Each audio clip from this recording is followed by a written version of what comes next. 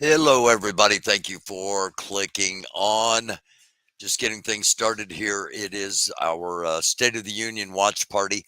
If you're a political geek, if you're a history buff, you know about the State of the Union. Good evening, Nancy McMonarch, and good evening, everybody watching. Thank you for clicking on. Again, we're just getting rolling. Um, of course, the State of the Union coming up. How will President Joe Biden perform? We'll see. Um, how will the Republicans behave? We'll see.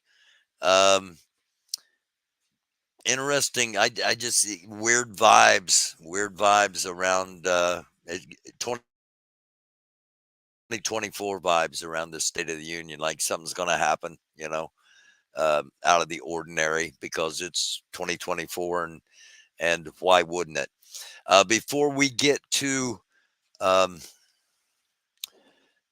before we get to before we get back to the State of the Union, after the State of the Union, stick around. We're going to talk about some stuff, going to discuss some stuff, and give you an idea of what those things are real quickly here.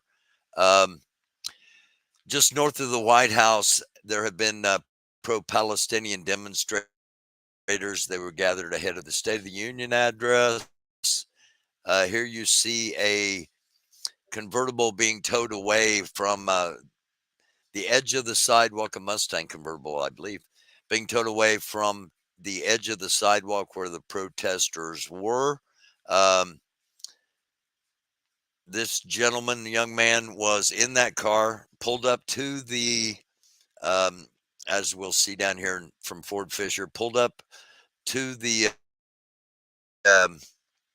edge of the sidewalk, sat there for a moment, revved his engines, and the police then yanked him out of the car and towed the car. So that's what's been going on prior to tonight's um, State of the Union. Also, Xi Jinping today called on the country's armed forces to coordinate preparations for military conflicts at sea. I'm going to touch on this again, like I said, at the end in a little more depth. Chris and I will be talking about this tomorrow night in our State of the Union, where we're really going to tell you the State of the Union, and that starts at 9 p.m. tomorrow night. Bobby Kennedy Jr.'s quote: "I knew Harvey Weinstein. I knew Roger Ailes. I knew O.J. Simpson came to my house. Bill Cosby came to my house." Um, this is him deflecting. The question was, how did you end up on the flight log of Epstein's private plane?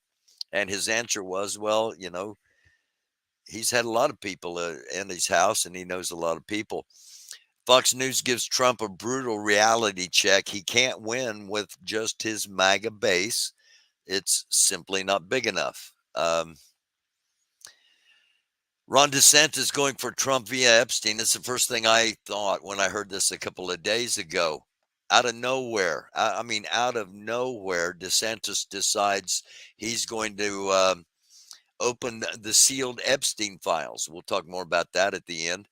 Moscow, Russia, the embassy is monitoring reports that extremists have imminent plans to target large gatherings in Moscow, to include concerts, and U.S. citizens should be advised to avoid large gatherings over the next 48 hours if you are in Russia. Um, which brought to my mind how many Americans are actually in Russia, and the actual answer is it's not known. The State Department doesn't have any idea, and haven't had since 2019. That's a totally different story. Greg Abbott has transported over 104,000 migrants out of Texas to sanctuary cities. We'll touch more on that coming up. And this is what I want to play before we start our coverage here in a few minutes. Um, this is from President Biden's Twitter. You may have heard I got a big speech coming up, so I thought I would hear from some folks who have done the job before, sort of. Uh, it's a humorous, nice touch with all the hate and vitriol that goes on. it's kind of different to have this. So this is what we're going to do for the next 3 minutes and 51 seconds, and then we will begin our State of the Union coverage. I never spoke to so many presidents all at one time. Some of you might know what a big speech like I have to do is coming up State of the Union. Any advice you have for me in my delivering my speech? Well, sir, in my capacity as president, all I had to deal with was a meteor. One of the things that I came out of that with in my speech to people, hope. Hope is the strongest force we have on this country. It is the most useful and the most effective. My advice is just keep telling us how you're working for us and building hope. Well, Mr. President, looking back on my own presidency, I behaved very badly in a lot of situations. In preparation for your speech, it's just there was one sort of piece of advice and that meant a lot to me when I was president, and so I just wanted to share that really quick with you. Tell them that you exist for them. Tell them that they make you a better man, and yeah, that's pretty much it. And also, when I used to give big speeches, I would always wind down with popcorn and red wine. So, but I know for you that would be ice. Do that with ice cream. I highly encourage it. I know from experience, obviously, what a tough job it is. And when I was president, it seemed like every week there was some new crisis that I had to face. You did a hell of a job. Thank you. I do feel I should just point out one thing. It always bears remembering: there's no crying in politics. Well, what I hope is my politics doesn't make anybody else cry. Mr. President, from my experience of being commander-in-chief, I learned that having a loving partner changes everything. Love and compassion as a leader are strengths. They're not weaknesses and are key to your character. So let that shine through in your speech. And don't forget to save a dance for the First Lady in the East Room. We've had a lot of lines to learn ourselves. It's nice to watch somebody else have to get it all together rather than us, In Independence Day, I had it easy. We just had invaders from outer space coming in wanting to mess with us, and that tends to unify people. And I'm not so sure it was the greatest speech ever, but I did manage to say two things. One is that we can't be consumed by our petty differences, and we will be united in our common interests. And somehow these words became something to remember. So I had the thought, Mr. President, that, when people look at all that you've managed to do, they're going to remember, time will remember always the importance of your words when you say that thing about there's nothing that we can't do when we do it together. Those are good ones. Best wishes to you, sir. There's nothing beyond our capacity. I believe that. Hey, come see me in the White House. I'm very serious. I'd love to meet you all in person. Thank you. I'm with you, Thank Mr. President. Thank you very much. I never spoke to so many presidents all at one time. Thank you. Thank you. That was indeed produced by the White House, making a connection between fictional presidents. My personal favorite fictional presidents, Martin Sheen from The West Wing, but again, that's another story. Greatest fictional political speech of all time was in Independence Day, in my opinion. We're going to touch on this, and we're going to go in depth on this tomorrow night. Gripping interview, Ted Gunderson, former FBI special agent in charge and head of the Los Angeles FBI, discusses a sinister web of child kidnapping rings, satanic rituals, and government conspiracies. Exposes that child sacrifices are taking place at an area that we have touched on in the past. And let's jump over to the State of the Union. We should be getting pretty close. Okay, there's a very uncomfortable chair, Speaker of the House, Mike Johnson, Speaker of the House for now, and Vice President Kamala Harris.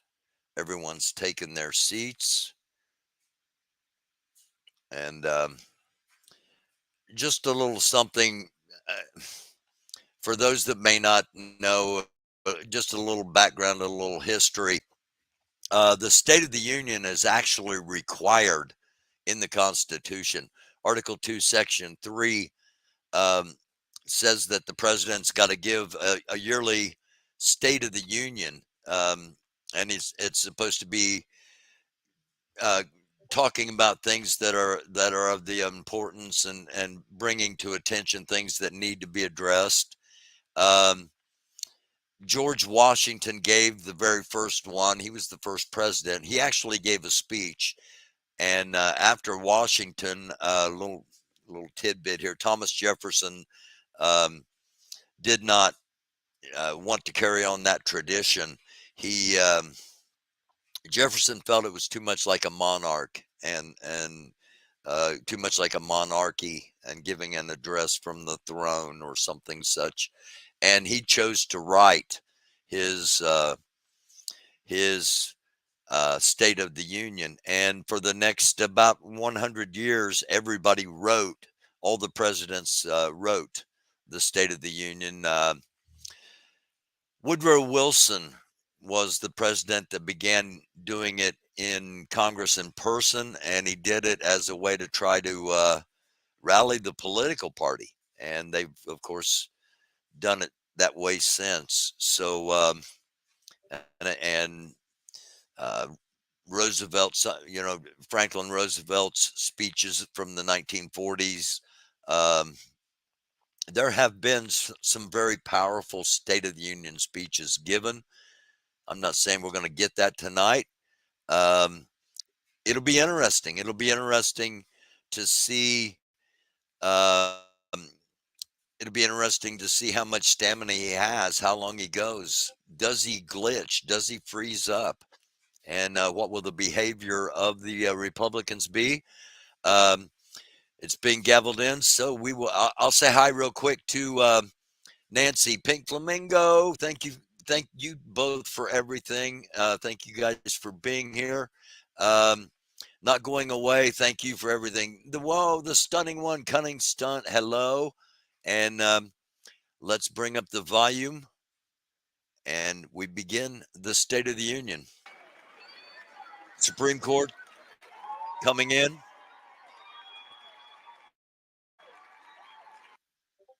Whoa. Okay, of course, we are buffering.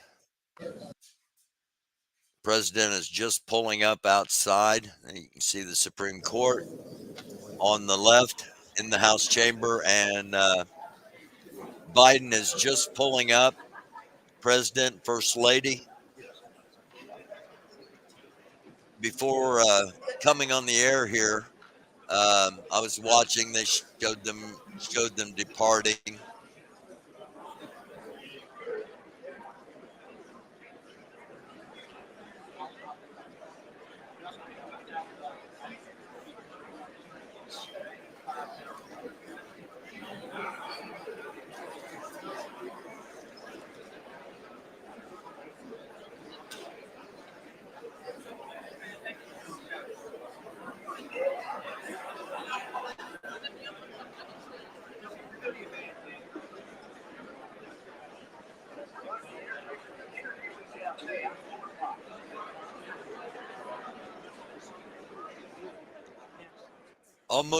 Almost every member of the House of Representatives, almost every senator in the United States, the entire Supreme Court, the chiefs of staff, the vice president, Speaker of the House, and the president, all in one room at one time. This is the only time it happens. There is one member of the president's cabinet that is set aside. They are not in the room. that is in case the ultimate disaster would happen, and everyone in this room would be instantaneously killed. There would be a sole survivor. There would be someone from this current government that would be instructed on how to carry on. Um, that the worst case scenario, something were to happen to everybody in here at the moment, because I think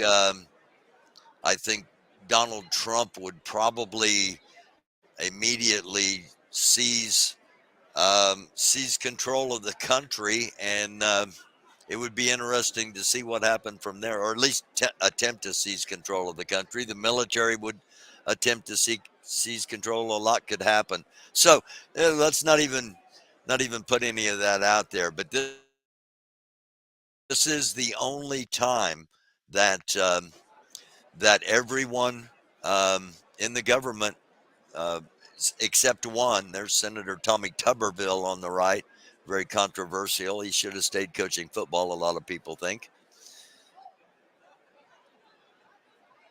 And very shortly, they will announce the President of the United States. People gathering at the aisle to be part of the greeting. He will be led in by a delegation of both congressional House of Representatives, leaders of the House, and leaders of the Senate.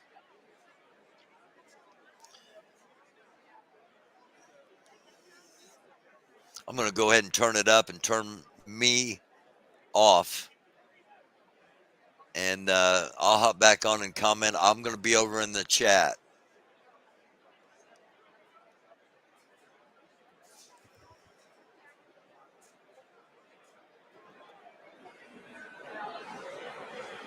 George Santos in there. All right, there we go.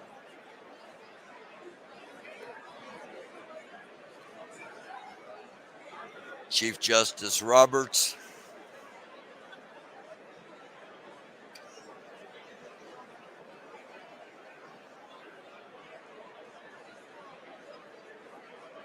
Matt Santos over there on the end.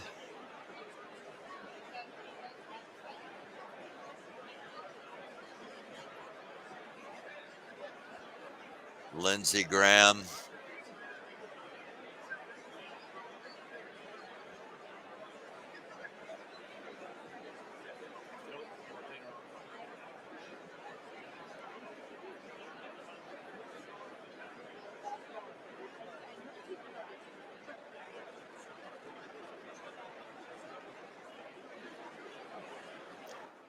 Another interesting thing to watch for is the gallery up at the top. Special guests, very special guests. This is an incredibly tough ticket to get. Looks like we're just about ready.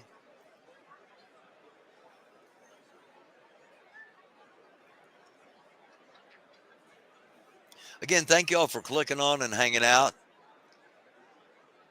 And once the speech begins, doofuses, little tiny Marco Rubio.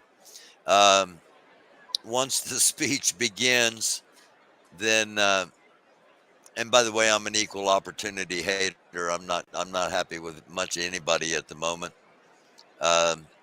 Mitt Romney might be the best of the bunch, and he's leaving. Anyway,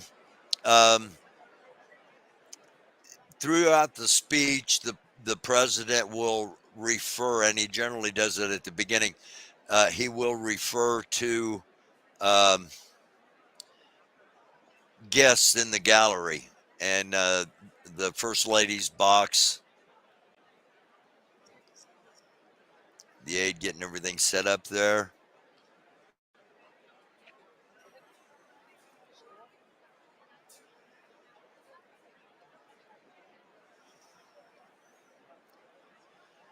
That's Manchin from West Virginia talking to Cruz. Wondering if it's intentional. You can see back here, I don't know if you can see my cursor or not, but back here, the Joint Chiefs of Staff, then the Supreme Court, uh, the Senate, and then the House of Representatives.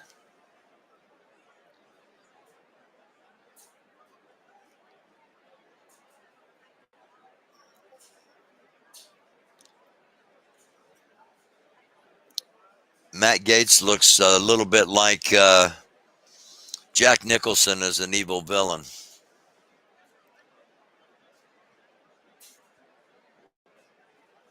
At one time, I knew all the senators, all the members of the House, not personally, but I knew who they were. A lot of the Democratic chairs around the country, and a lot of the governors around the country, both parties. When you think about it, there aren't many. You got 50 governors, 100 senators. And there's Bernie, 335 in the House. Bernie's got his mask in case there's a COVID outbreak.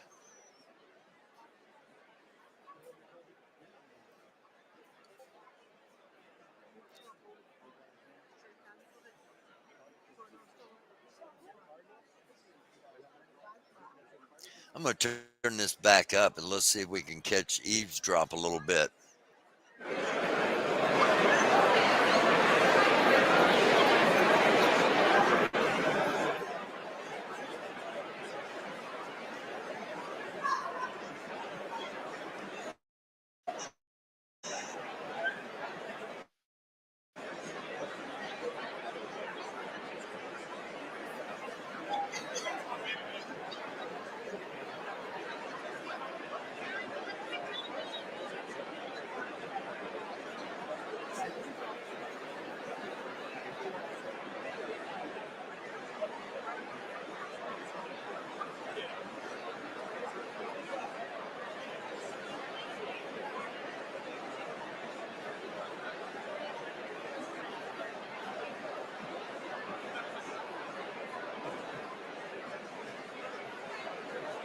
I'm not sure if that congressman was looking at a golf shot or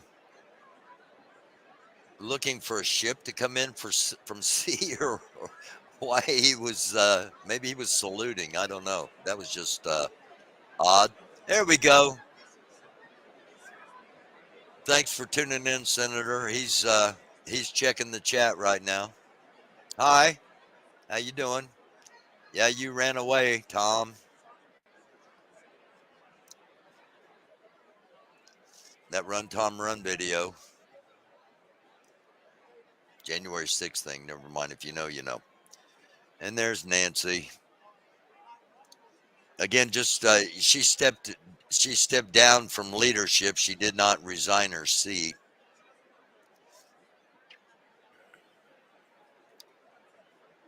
I think we're ready to go here. 9:09 p.m.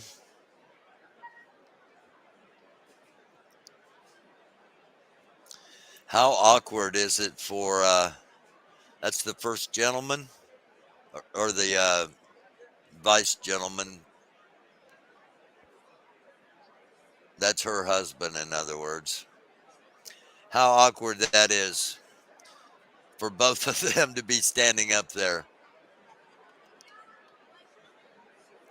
I don't know. I did some campaign events with when I was running that had some top level Republicans and of course debates, but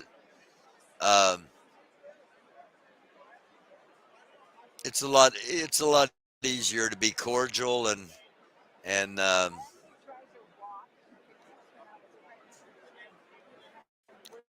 course that's the way it used to be.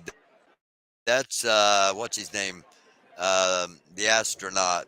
I think he's a senator from Arizona. There's a little murmur. We got claps for, I imagine, the first lady's entering the box. There she is.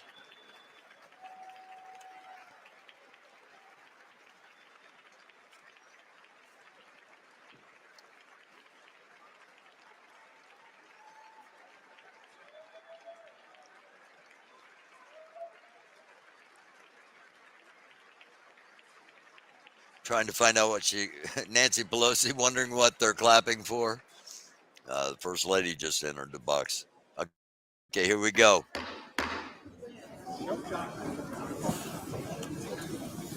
Mr. Speaker, the President's Cabinet.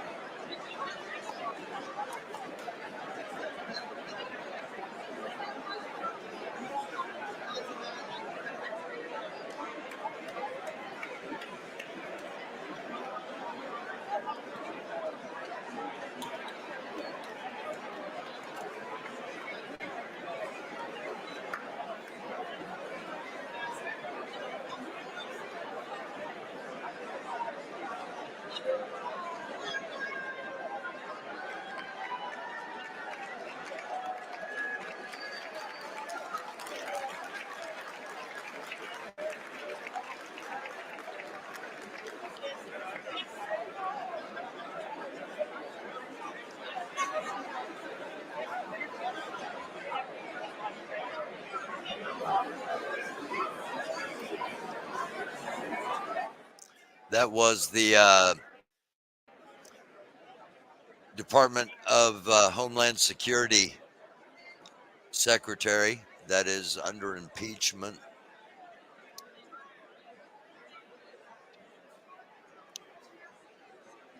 We are at 9:14.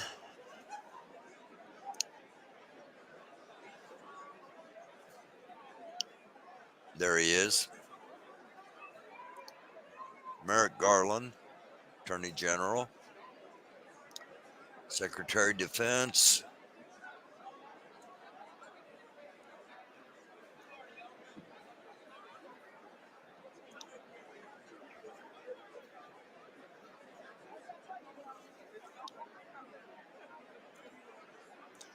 Pete Buttigieg, the Department of Transportation,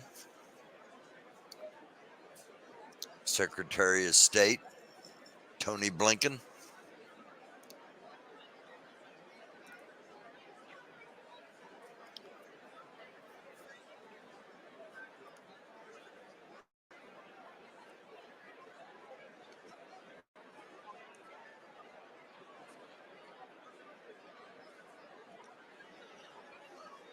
And there's Lorena Boebert, looking really happy.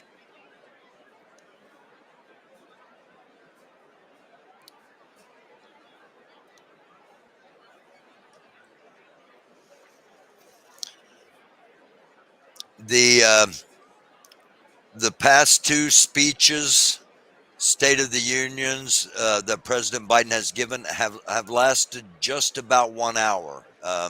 Both of them just slightly longer than 1 hour. So that's why I announced it was 9:14. We will see how long this one goes. If they've kept it short to make sure that he has enough energy to get through it. If there's no questions about his abilities, this is going to be a very important speech tonight, in my opinion. He could secure the confidence of America and pretty much secure the presidency, barring major things happening, or he could show a weakness that the other side will pounce on like sharks with blood in the water. Politically, a lot riding on this speech if I didn't make that clear. And again, thank you all for being here. Here we go. Mr. Speaker, the President of the United States.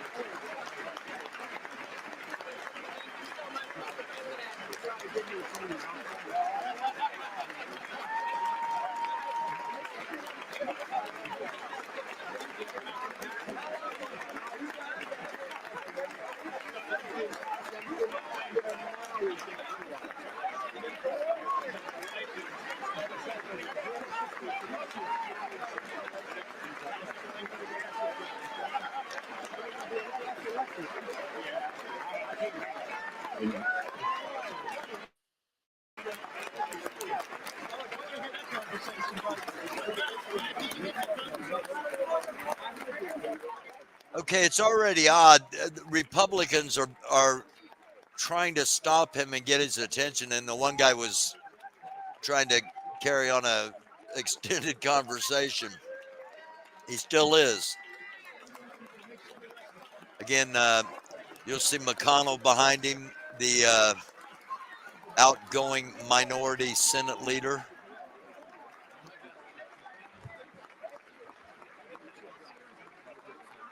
And Schumer, the majority, Senate majority leader. And then you'll see the, I think it's the whip. I think it's the Republican whip, since they have the speakership as well. And there's Marjorie Taylor Greene. He saw her and turned the other way.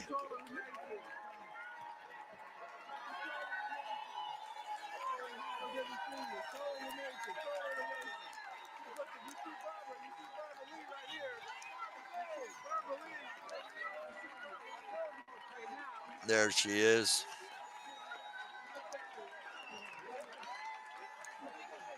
I wanted to make sure they acknowledge Barbara Lee from California.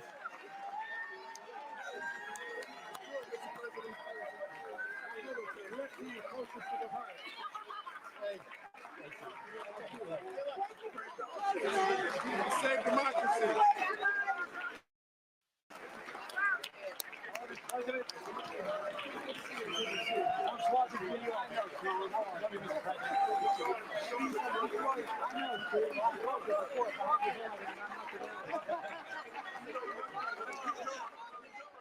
When I first saw Marjorie Taylor Greene, I thought, wow, they let a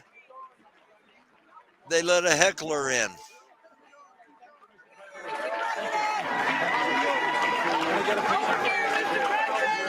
I'm sorry about cutting the volume down on that when she was yelling at him, but believe me, that will be clipped and viral.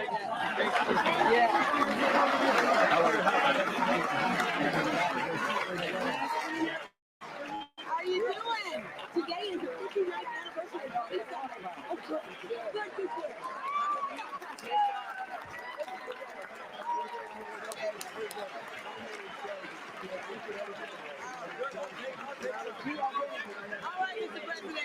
Here we go. Oh, no.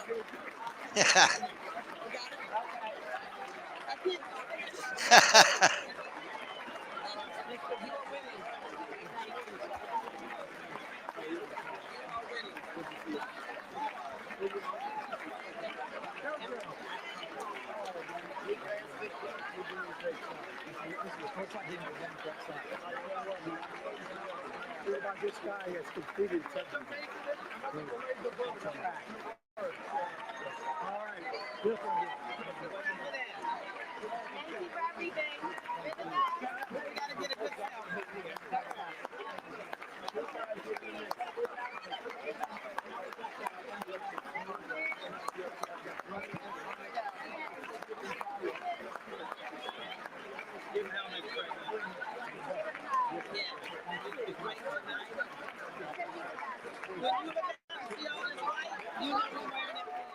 Okay. These people are having trouble operating their phones. That's because normally somebody else is taking all the pictures. Somebody else is setting everything up. So that's, while it's very humorous, there's a reason behind it. You're going to do great. Thank you. You're going to be yelling loud. They're going to be yelling too. So.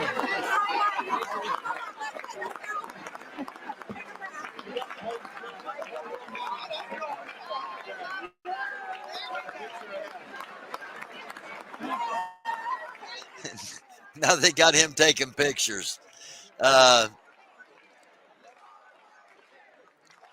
Okay, this is going to be interesting.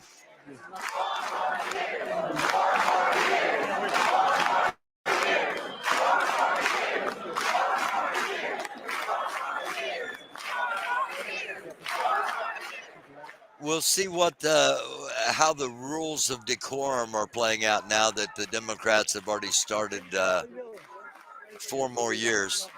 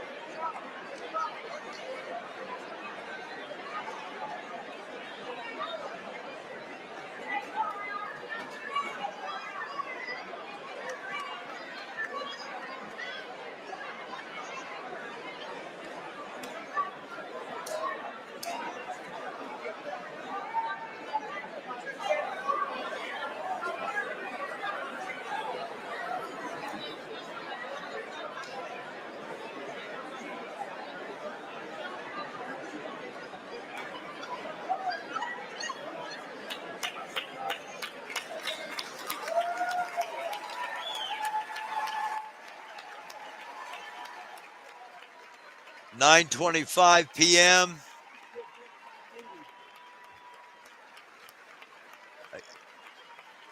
Let's see how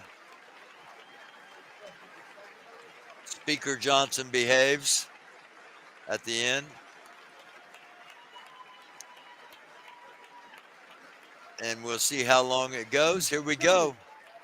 2024 State of the Union from 46th President Joe Biden.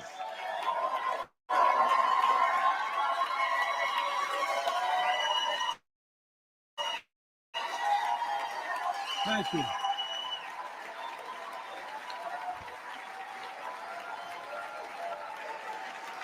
David Jill.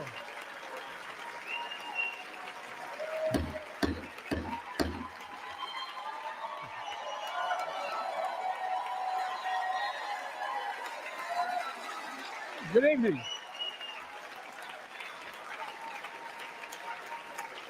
Good evening. If I were smart, I'd go home now.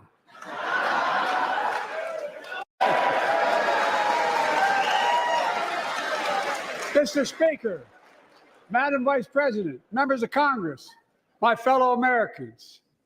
In January 1941, Franklin Roosevelt came to this chamber to speak to the nation, and he said, "I address you at a moment unprecedented in the history of the Union. Hitler was on the march. War was raging in Europe. President Roosevelt's purpose was to wake up Congress and alert the American people that this was no ordinary time. Freedom and democracy were under assault in the world. Tonight, I come to this same chamber to address the nation. Now, it's we who face an unprecedented moment in the history of the Union. And yes, my purpose tonight is to wake up the Congress and alert the American people that this is no ordinary moment either. Not since President Lincoln and the Civil War have freedom and democracy been under assault at home as they are today. What makes our moment rare is that freedom and democracy are under attack both at home and overseas at the very same time. Overseas, Putin of Russia is on the march, invading Ukraine and sowing chaos throughout Europe and beyond. If anybody in this room thinks Putin will stop at Ukraine, I assure you he will not.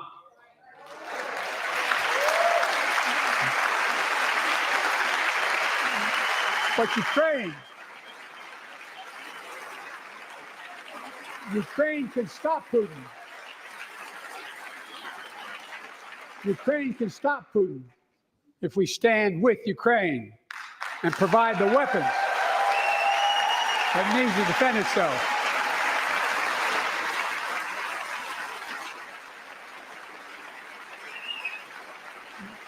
That is all. That is all Ukraine is asking. They're not asking for American soldiers. In fact, there are no American soldiers at war in Ukraine, and I'm determined to keep it that way. But now, assistance to Ukraine is being blocked by those who want to walk away from our world leadership. It wasn't long ago when a Republican president named Ronald Reagan thundered, "Mr. Gorbachev, tear down this wall." Now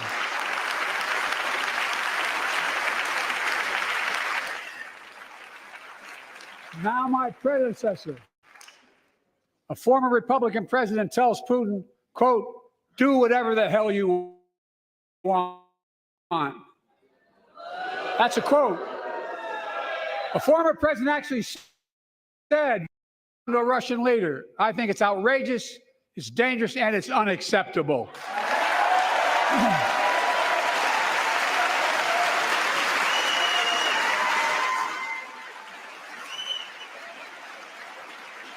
America is a founding member of NATO, the military alliance of democratic nations created after World War II to prevent war and keep the peace.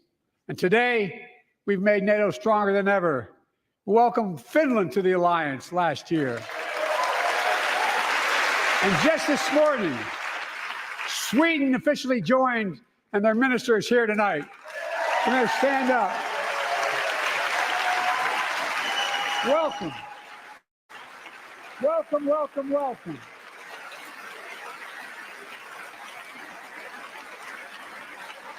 And they know how to fight.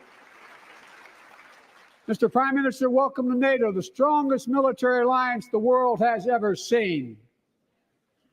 I say this to Congress, we have to stand up to Putin. Send me a bipartisan national security bill. History is literally watching. History is watching. If the United States walks away, it will put Ukraine at risk. Europe is at risk.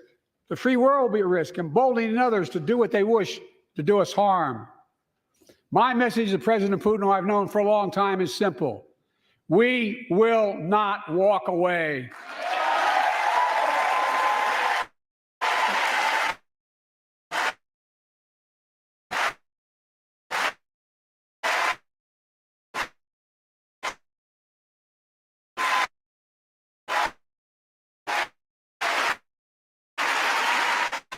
Not bow down. In a literal sense, history is watching. History is watching.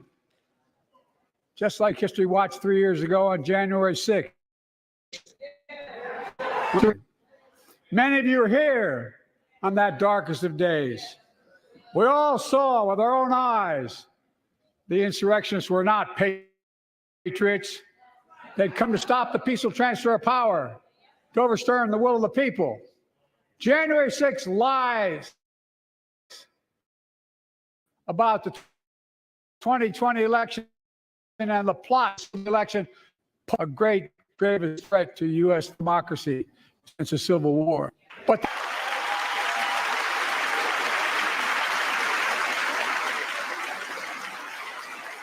America stood strong and democracy prevailed. We must be honest. The threat to democracy must be defended. My predecessor and some of you here seek to bury the truth about January 6th. I will not do that. This is the moment to speak the truth and to bury the lies. Here's the simple truth. You can't love your country only when you win.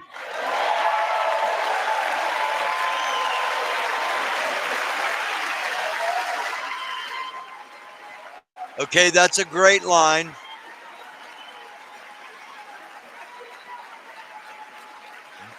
Vowing not to send troops to Ukraine might come back to bite him. I ask all of you, without regard to party, to join together and defend democracy. Remember your oath of office of defending against all threats, foreign and domestic. Respect free and fair elections, restore trust in our institutions, and make clear political violence has absolutely no place in America, zero place. Again, it's not hyperbole to suggest history is watching. We're watching. Your children and grandchildren will read about this day and what we do. History is watching another assault on freedom. Joining us tonight is Latoya Beasley, a social worker from Birmingham, Alabama. 14 months ago, she and her husband welcomed a baby girl thanks to the miracle of IVF. She scheduled treatments to have that second child. But the Alabama Supreme Court shut down IVF treatments across the state, unleashed by a Supreme Court decision overturning Roe v. Wade. She was told her dream would have to wait. What her family had got through should never have happened. Unless Congress acts, it could happen again. So tonight, let's stand up for families like hers. To my friends across the aisle, don't keep this waiting any longer. Guarantee the right to IVF. Guarantee it nationwide.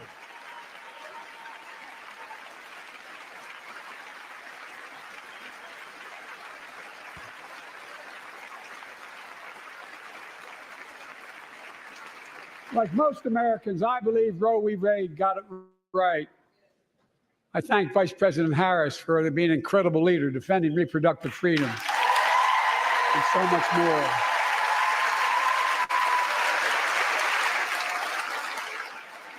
Thank you. My predecessor came to office determined to see Roe v. Wade overturned. He's the reason it was overturned, and he brags about it. Look at the chaos that has resulted.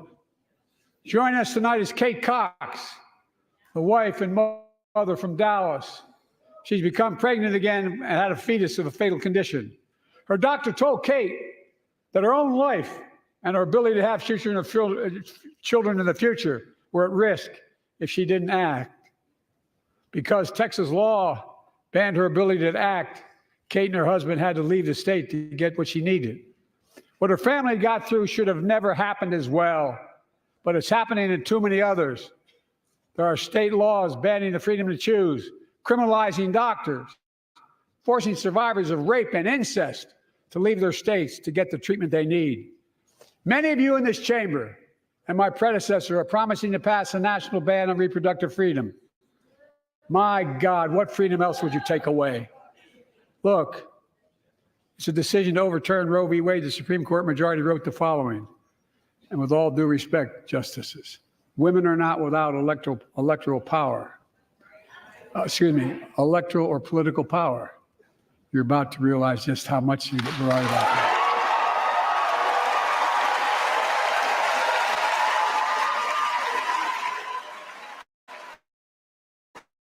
Clearly.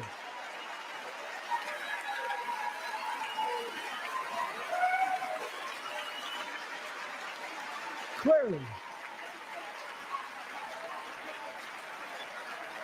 Those bragging about overturning Roe v. Wade have no clue about the power of women. But they found out when reproductive freedom was on the ballot. We won in 2022 and 2020, and we'll win again in 2024.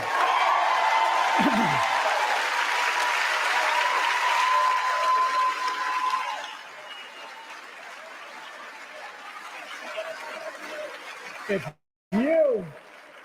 you, the American people, send me a Congress that supports the right to choose, I promise you, I'll restore Roe v. Wade as the law of the land again.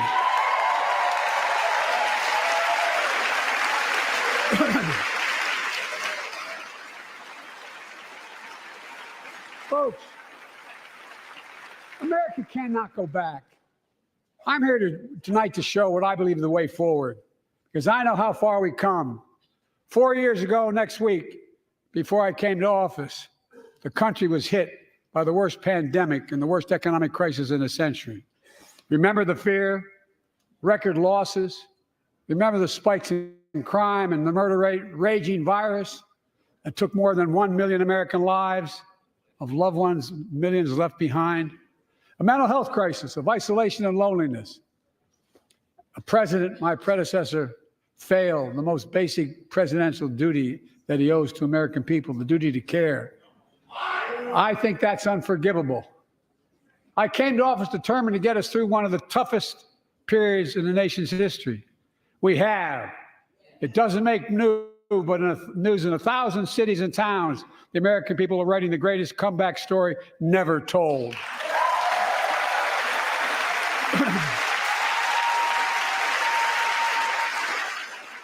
So let's tell the story here. Tell it here and now. America's comeback is building the future of American possibilities, building an economy from the middle out and the bottom up, not the top down, investing in all America, in all Americans, to make sure everyone has a fair shot, and we leave no one behind. The pandemic no longer controls our lives. The vaccine that saved us from COVID are now being used to beat cancer, turning setback into comeback. That's what America does. That's what America does.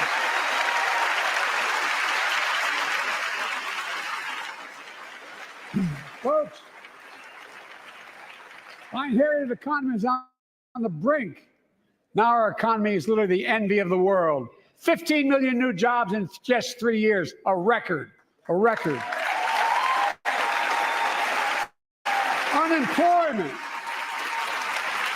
at 50-year lows. A record 16 million Americans are starting small businesses, and each one is a literal act of hope.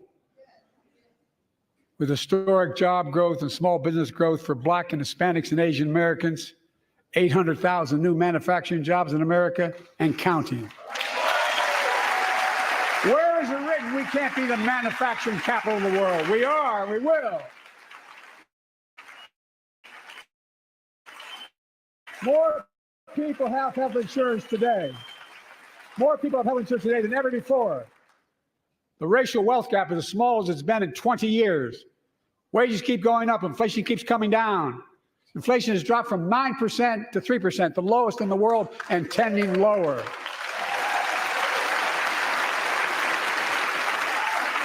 The landing is and will be soft. And now, instead of importing foreign products and exporting American jobs, we're exporting American products and creating American jobs right here in America, where they belong.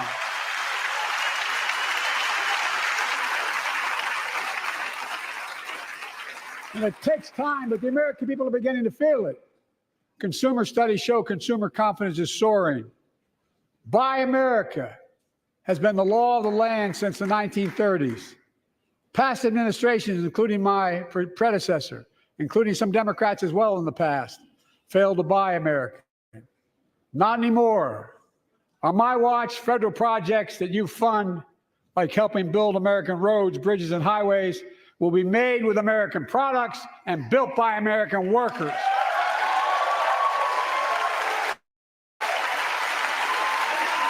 Creating good-paying American jobs.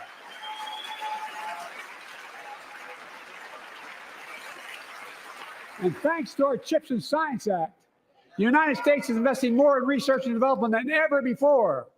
During the pandemic, a shortage of semiconductors, chips, that drove up the price of everything from cell phones to automobiles. And by the way, we invented those chips right here in America. Well, instead of having to import them, private companies are now investing billions of dollars to build new chip factories here in America, creating tens of thousands of jobs. Many of those jobs paying $100,000 a year and don't require a college degree.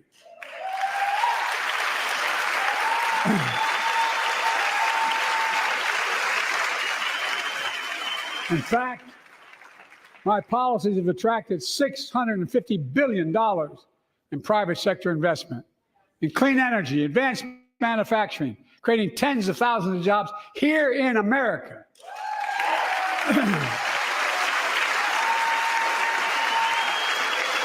And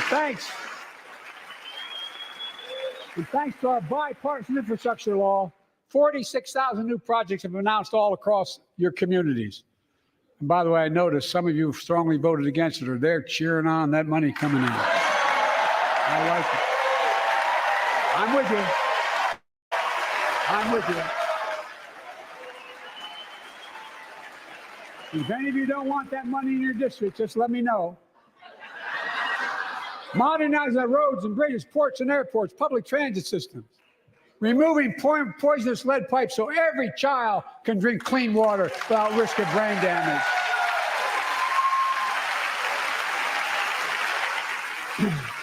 Providing affordable high-speed internet for every American, no matter where you live, urban, suburban, or rural communities in red states and blue states. Record investments in tribal communities. Because of my investment in a family farm, because I invested in family farms led by my Secretary of Agriculture, who knows more about this than anybody I know, we're better able to stay in the family for those farms and their children and grandchildren won't have to leave home to make a living. It's transformative. The great comeback story is Belvedere, Illinois, home to an auto plant for nearly 60 years. Before I came to office, the plant was on its way to shutting down. Thousands of workers feared for their livelihoods. Hope was fading. Then I was elected to office, and we raised the Belvedere repeatedly with auto companies, knowing unions would make all the difference. The UAW worked like hell to keep the plant open and get these jobs back, and together we succeeded. Instead of auto factories shutting down, auto factories reopening, and new state-of-the-art battery factories being built to power those cars. They're the same.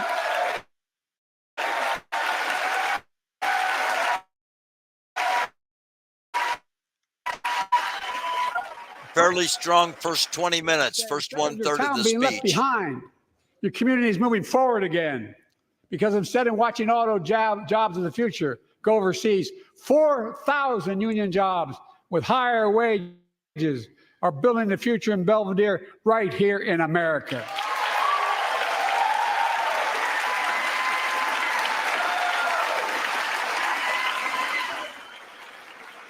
Here tonight is UAW President Shawn Fain, a great friend and a great labor leader. Shawn, where are you? Stand up.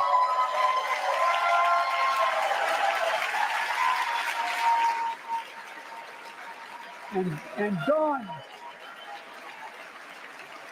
Dawn Sims, a third generation worker, UAW worker at Belvedere. Sean, I was proud to be the first president to stand on the picket line. And today, Dawn has a good job in her hometown, providing stability for her family and pride and dignity as well. Showing once again, Wall Street didn't build America. They're not bad guys. They didn't build it, though. The middle class built the country, and unions built the middle class.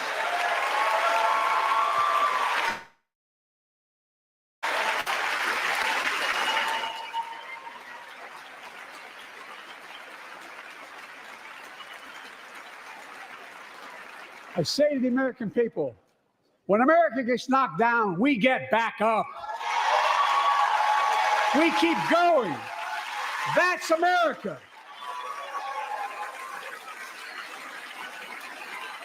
That's you, the American people. It's because of you America's coming back. It's because of you our future is bright. It's because of you that tonight we can proudly say the state of our union is strong and getting stronger.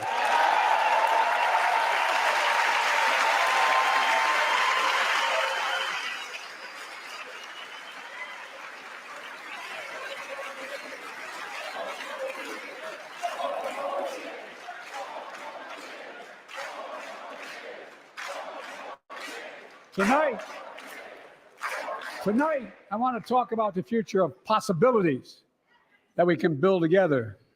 A future where the days of trickle-down economics are over and the wealthy and the biggest corporations no longer get all the tax breaks. And by the way, I understand corporations. I come from a state that has more corporations invested than every one of your states in the state of the United States combined.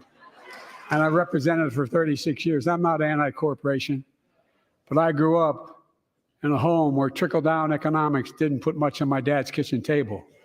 That's why I determined to turn things around so middle class does well. When they do well, the poor go way up and the wealthy still do very well. We all do well. And there's more to do to make sure you're feeling the benefits of all we're doing. Americans pay more for prescription drugs than anywhere in the world. It's wrong, and I'm ending it.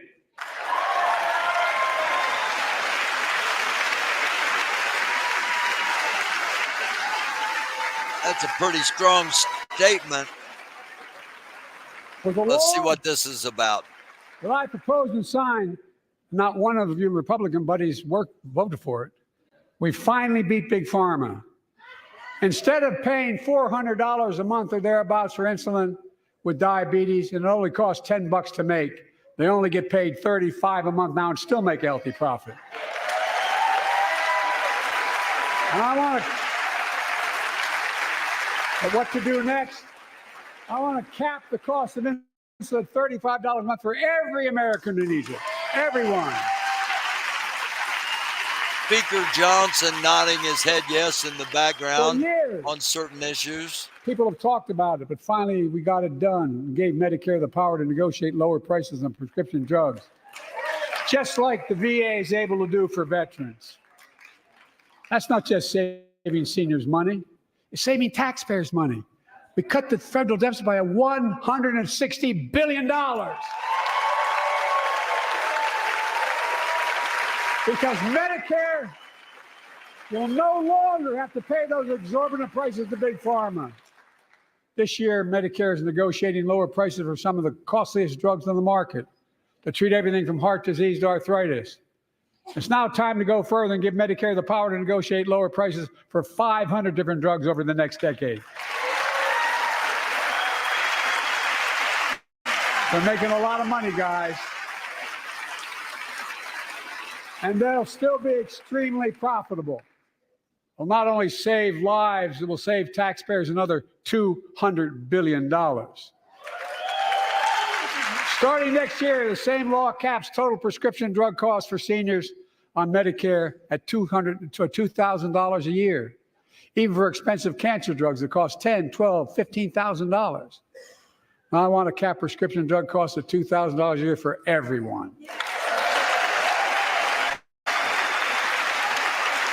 Folks, I'm going to get in trouble for saying that, but if you want to get in Air Force One and fly to Toronto, Berlin, Moscow, And well, even Moscow, probably.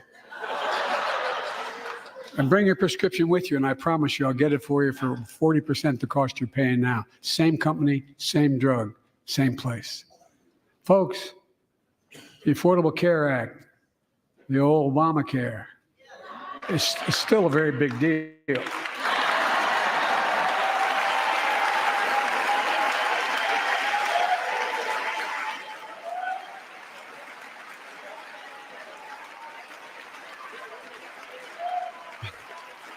Over 100 million of you can no longer be denied health insurance because of pre-existing condition. Well, my predecessor and many in this chamber want to take this prescription drug away by repealing Affordable Care Act. I'm not going to let that happen. We stopped you 50 times before, and we'll stop you again. In fact, I'm not only protecting it, I'm expanding it. We enacted tax credits of $800 per person per year, reduce healthcare costs for millions of working families. That tax credit expires next year. I want to make that savings permanent.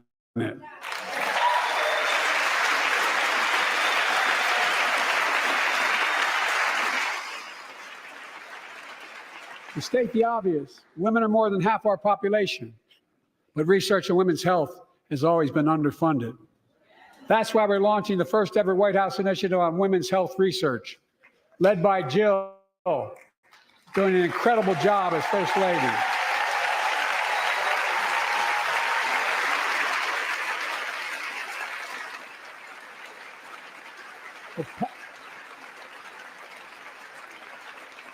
We'll pass my plan for $12 billion to transfer women's health research and benefit millions of lives all across America. I know the cost of housing is so important to you. If inflation keeps coming down, mortgage rates will come down as well, and the Fed acknowledges that. But I'm not waiting. I want to provide an annual tax credit that will give Americans $400 a month for the next 2 years as mortgage rates come down, to put toward their mortgages when they buy their first home or trade up for a little more space. Just for 2 years.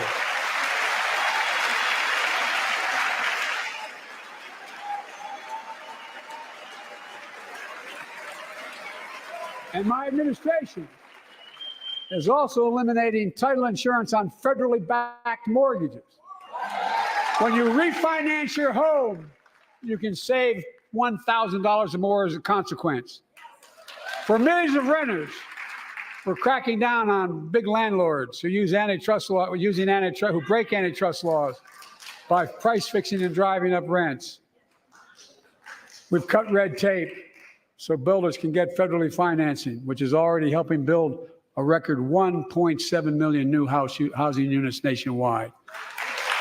Now pass and build and renovate 2 million affordable homes and bring those rents down.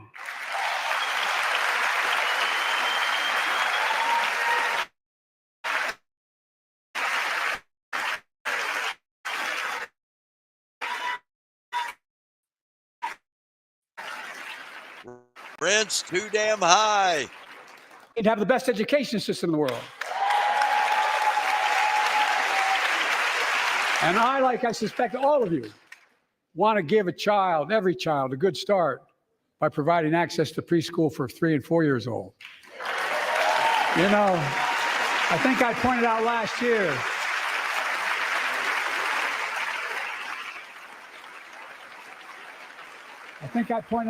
year, that children coming from broken homes where there's no books, they're not read to, not spoken to very often, start school, kindergarten or first grade, having heard 1 million fewer words spoken. Well, studies show that children who go to preschool are nearly 50% more likely to finish high school, go on to earn a 2- and 4-year degree, no matter what their background is.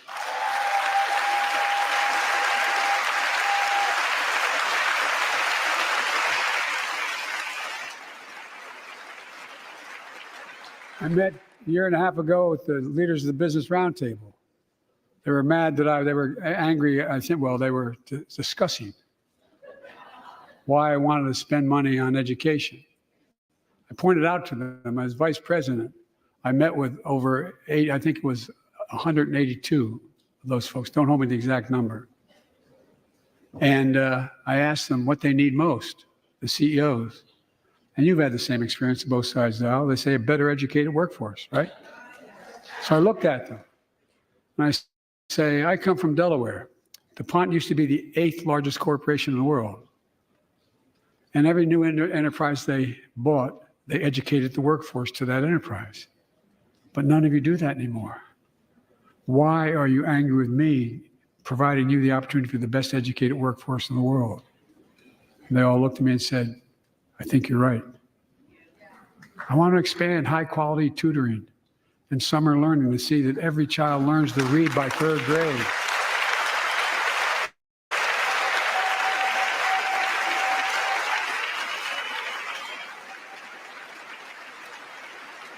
I'm also connecting local businesses and high schools so students get hands-on experience and a path to good paying job, whether or not they go to college. And I want to make sure the college is more affordable. Let's continue increasing the Pell Grants to working and middle-class families and increase record investments in HBCUs and minority-serving institutions, including Hispanic institutions.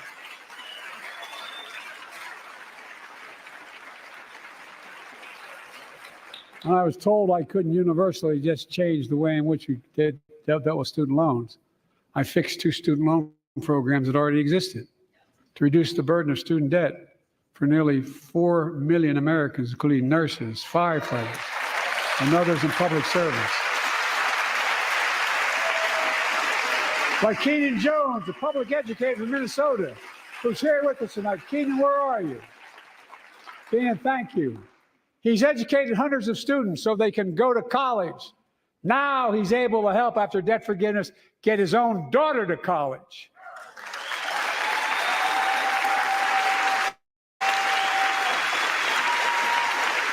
And folks, look,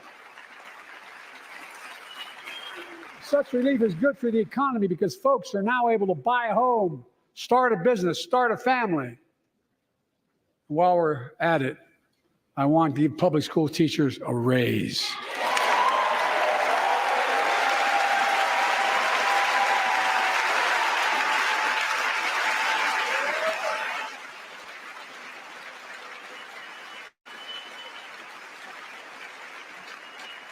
And by the way, the first couple of years, we cut the deficit. Now, let me speak to the question of fundamental fairness for all Americans. I've been delivering real results in fiscally responsible ways. We've already cut the federal deficit. We've already cut the federal deficit over $1 trillion. I signed the bipartisan deal to cut another $1 trillion in the next decade. It's my goal to cut the federal deficit another $3 trillion by making big corporations and the very wealthy finally beginning to pay their fair share.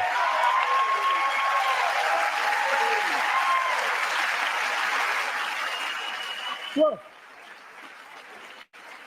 I'm a capitalist. You want to make or can make a million or millions of bucks, that's great. Just pay your fair share in taxes. A fair tax code is how we invest things to make this country great.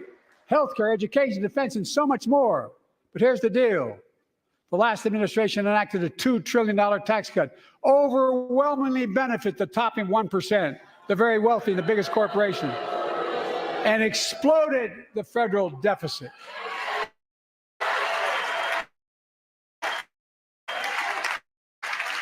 They added more to the national debt than any presidential term in American history. Check the numbers. Folks at home, does anybody really think the tax code is fair? Do you really think the wealthy and big corporations need another $2 trillion tax break? I sure don't. I'm going to keep fighting like hell to make it fair. Under my plan, nobody earning less than $400,000 a year will pay an additional penny in federal taxes. Nobody, not one penny. And they haven't yet. In fact,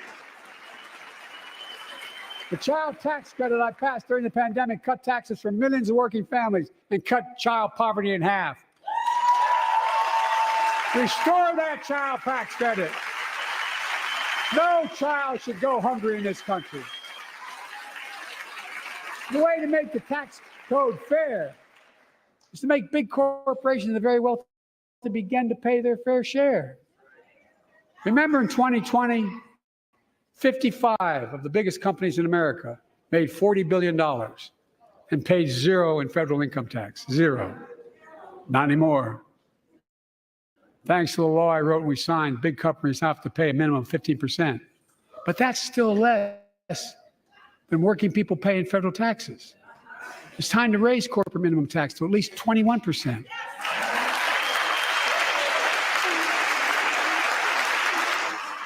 So every big corporation finally begins to pay their fair share. I also want to end tax breaks for big pharma, big oil, private jets, massive executive pay when it's only supposed to be $1 million that could be deducted. They can pay them $20 million if they want, but deduct $1 million. End it now. You know, there are 1,000 billionaires in America. You know what the average federal tax is for those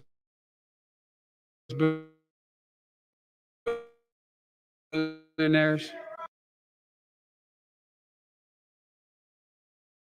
Pay a lower federal tax rate than a teacher, a sanitation worker, or a nurse.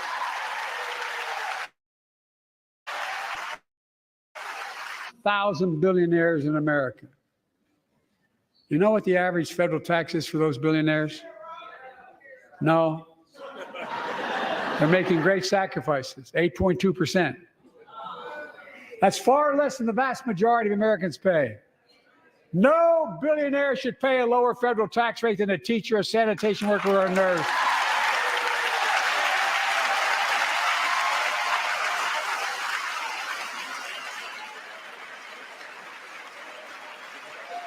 I propose a minimum tax for billionaires of 25%, just 25%.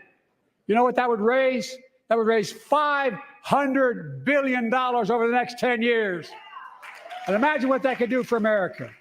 Imagine a future with affordable child care. Millions of families can get they need to go to work to help grow the economy.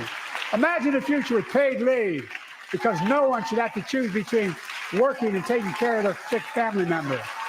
Imagine the future of home care and elder care, and people living with disabilities, so they can stay in their homes and family caregivers can finally get the pay they deserve. Tonight, let's all agree once again to stand up for seniors. Many of my friends on the other side of the aisle want to put Social Security on the chopping block. If anyone here tries to cut Social Security, Medicare, or raise the retirement age, I will stop you.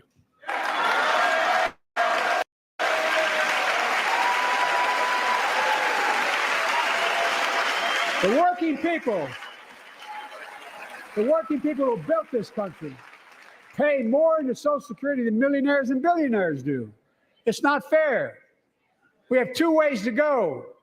Republicans can cut Social Security and give more tax breaks to the wealthy. That's the proposal. Oh no. You guys don't want another $2 trillion tax cut? I kind of thought that's what your plan was. Good to hear. You're not going to cut another $2 trillion through the super wealth. That's good to hear.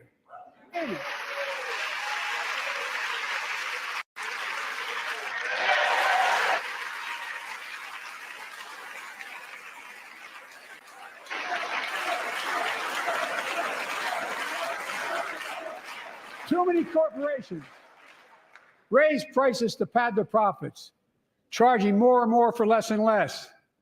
That's why we're cracking down on corporations engaged in price gouging and deceptive pricing, from food to healthcare to housing.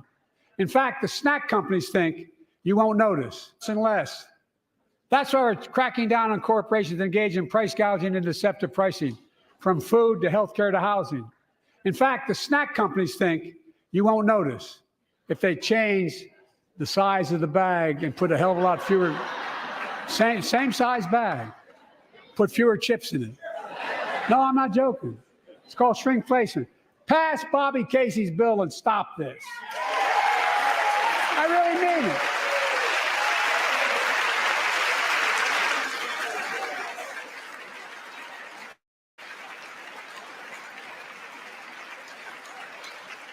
You probably all saw that commercial on Snickers bars. You get charged the same amount, and you got about, I don't know, 10% fewer Snickers in it. Look, I'm also getting rid of junk fees, those hidden fees at the end of your bill that are there without your knowledge. My administration announced we're cutting credit card late fees from $32 to $8.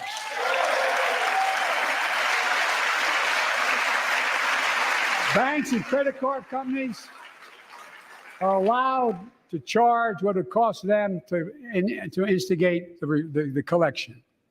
And that's more a hell of a lot like $8 and 30 some dollars. They don't like it. Credit card companies don't like it. But I'm saving American families $20 billion a year with all the junk fees I'm eliminating. Folks at home, that's why the banks are so mad, is $20 billion in profit. I'm not stopping there. My administration has proposed rules to make cable, travel, utilities, and online ticket sellers tell you the total price up front so there are no surprises. It matters. It matters. And so does this. In November, my team began serious negotiation with a bipartisan group of senators. The result was a bipartisan bill with the toughest set of border security reforms we've ever seen. Oh, you don't think so? Oh, you don't like that bill, huh? That conservatives got together and said it was a good bill? I'll be darned. That's amazing. That bipartisan bill would hire 1,500 more security agents and officers, 100 more immigration judges to help tackle the backload of 2 million cases, 4,300 more asylum officers, and new policies so they can resolve cases in 6 months instead of 6 years now.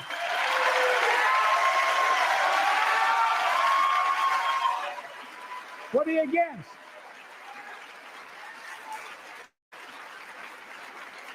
$100 more high-tech drug detection machines to significantly increase the ability to screen and stop vehicles smuggling fentanyl into America. That's killing thousands of children. This bill would save lives and bring order to the border. It will also give me and any new president new emergency authority to temporarily shut down the border when the number of migrants at the border is overwhelming. The Border Patrol Union has endorsed this bill. The Federal Chamber of Commerce is, yeah. You're saying low. Look at the facts. I know you know how to read.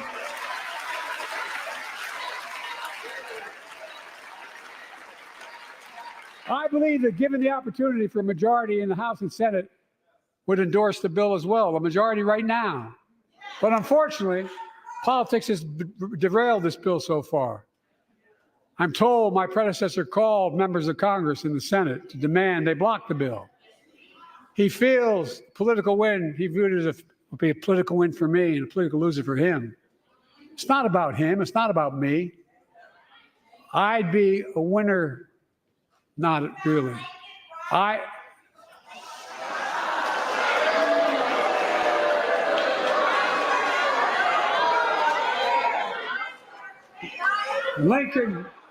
Lincoln Riley, an innocent young woman who was killed by an illegal. That's right.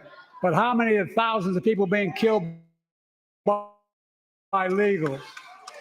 To her parents, I say, my heart goes out to you, having lost children myself. I understand. But look, if we change the dynamic at the border, people pay these smugglers $8,000 to get across the border because they know if they get by and let into the country, it's 6 in the chance of the $8,000. But if it's only 6 weeks, the idea is it's highly unlikely that people will pay that money and come all that way, knowing that they'll be able to be kicked out quickly. Folks, I would respectfully suggest my Republican friends owe it to the American people, get this bill done. We need to act now.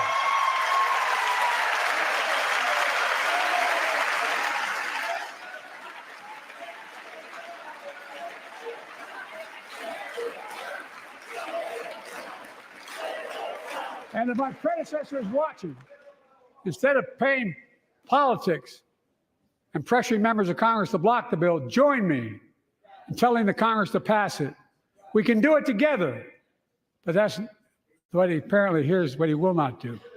I will not demonize immigrants saying they are poison in the blood of our country. I will not separate families. I will not ban people because of their faith. Unlike my predecessor on my first day in office, I introduced a comprehensive bill to fix our immigration system. Take a look at it. It has all these and more. Secure the border, provide a pathway to citizenship for dreamers, and so much more. But unlike my predecessor, I know who we are as Americans. We're the only nation in the world with a heart and soul that draws from old and new. Home to Native Americans whose ancestors have been here for thousands of years. Home to people of from every place on earth. They came freely. Some came in chains. Some came when famine struck, like my ancestral family in Ireland. Some to flee persecution, to chase dreams that are impossible anywhere but here in America. That's America. And we all come from somewhere, but we're all Americans.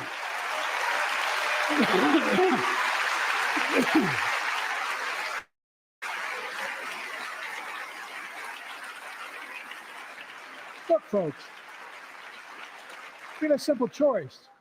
We can fight about fixing the border, or we can fix it. I'm ready to fix it. Send me the border bill now.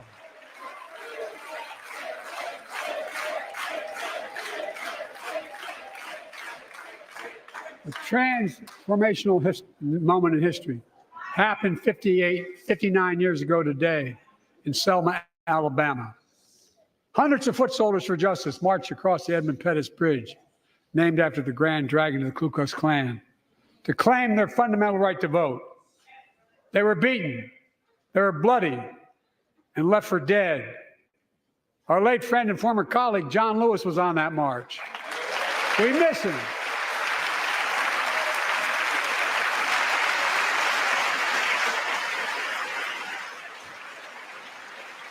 But joining us tonight are other marchers, both in the gallery and on the floor, including Betty Mae Fikes, known as the voice of Selma. The daughter of gospel singers and preachers, she sang songs of prayer and protest on that bloody Sunday to help shake the nation's conscience. 5 months later, the Voting Rights Act passed and was signed into law.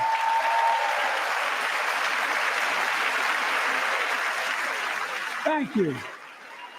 Thank you, thank you, thank you.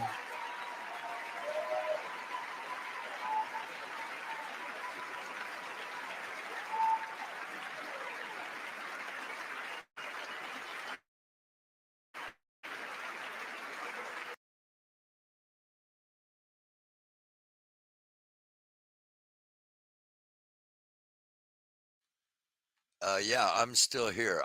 There was a glitch. Hang on a second. Let's go here. Fikes, known as the voice of Selma. Wait a minute. The daughter of gospel singers. Jumped. There we go. Apologies. There was a glitch. I wasn't aware it had glitched. Raise the federal minimum wage because every worker has a right to a decent living more than $7 an hour. We're also making history by confronting the climate crisis, not denying it. I don't think any of you think there's no longer a climate crisis. At least I hope you don't. I'm taking the most significant action ever on climate in the history of the world. I'm cutting our carbon emissions in half by 2030, creating tens of thousands of clean energy jobs, is building and installing 500,000 electric vehicle charging stations. Yeah, we need to talk about that. 30% of America's lands and waters by 2030. And taking action on environmental justice, fence line communities smothered by the legacy of pollution. And pattern after the Peace Corps and AmeriCorps, I launched the Climate Corps to put 20,000 young people to work in the forefront of our clean energy future. I'll triple that number in a decade.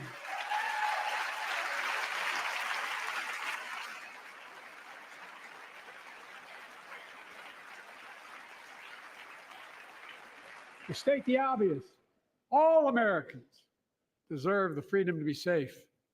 And America is safer today than when I took office. Year before I took office, murder rates went up 30%. 30% they went up. The biggest increase in history. It was then, through my American Rescue Plan, which every American voted against, I might add, we made the largest investment in public safety ever. Last year, the murder rate saw the sharpest decrease in history. Violent crime fell to one of its lowest levels in more than 50 years. But we have more to do. We have to help cities invest in more community police officers, more mental health workers, more community violence intervention. Give communities the tool to crack down on gun crime, retail crime, and carjacking. Keep building trust, as I've been doing by taking executive action on police reform and calling for it to be the law of the land. Directing my cabinet to review the federal classification of marijuana and expunging thousands of convictions for the mere possession, because no one should be jailed for simply using or have it on their record.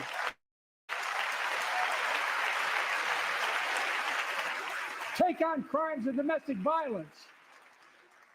I'm ramping up the federal enforcement of the Violence Against Women Act that I proudly wrote when I was a senator, so we can finally end the scourge against women in America.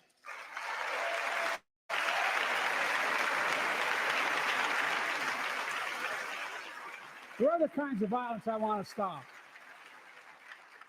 With us tonight is Jasmine, whose 9-year-old sister Jackie was murdered with 21 classmates and teachers in an elementary school in Uvalde, Texas. Very soon after that happened, Jill and I went to Uvalde for a couple of days. We spent hours and hours with each of the families. We heard their message, so everyone in this room, in this chamber, could hear the same message. The constant refrain, and I was there for hours meeting with every family. They said, do something.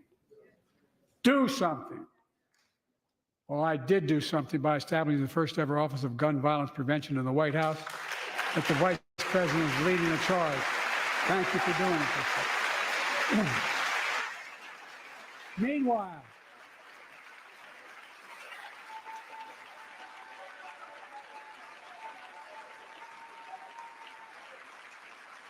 Meanwhile, my predecessor told the NRA he's proud he did nothing on guns when he was president. Oh. After another shooting in Iowa recently, he said, when asked what to do about it, he said, just get over it. There's his quote, just get over it. I say, stop it. Stop it, stop it, stop it.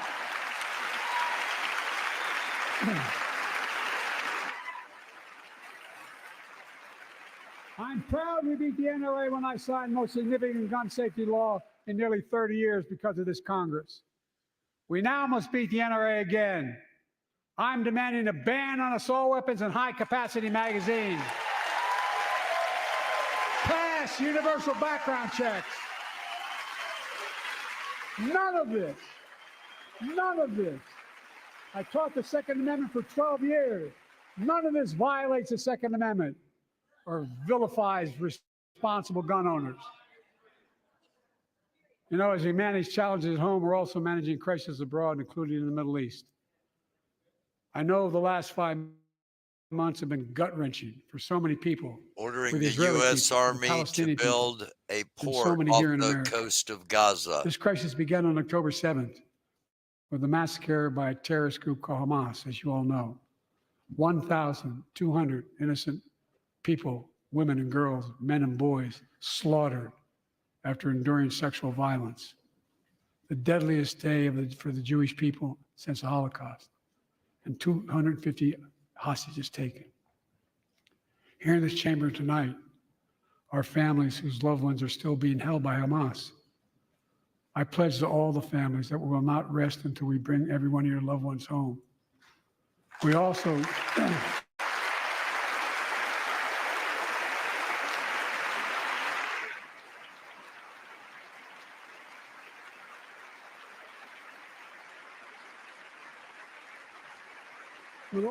work around the clock to bring home Evan and Paul, Americans being unjustly detained by the Russians and others around the world. Israel has the right to go after Hamas.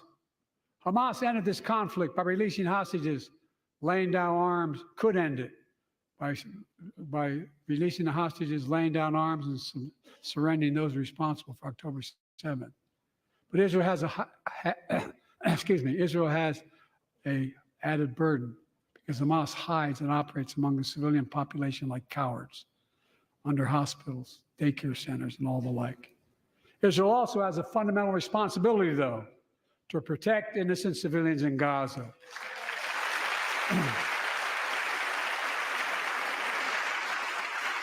This war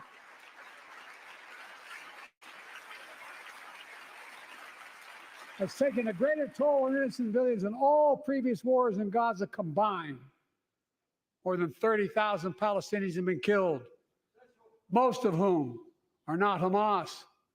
Thousands and thousands of innocent women and children, girls and boys, also orphaned. Nearly 2 million more Palestinians under bombardment or displacement. Homes destroyed, neighborhoods in rubble, cities in ruin. Families without food, water, medicine. It's heartbreaking. I've been working nonstop to establish an immediate ceasefire that would last for 6 weeks to get all the prisoners released, all the hostages released, to get the hostages home and ease the intolerable and humanitarian crisis and build toward an enduring, something more enduring. The United States has been leading international efforts to get more humanitarian assistance to Gaza. Tonight, I'm directing the U.S. military to lead an emergency mission to establish a temporary pier in the Mediterranean on the coast of Gaza that can receive large shipments carrying food, water, medicine, and temporary shelters. No U.S. boots will be on the ground. A temporary pier will enable a massive increase in the amount of humanitarian assistance getting into Gaza every day.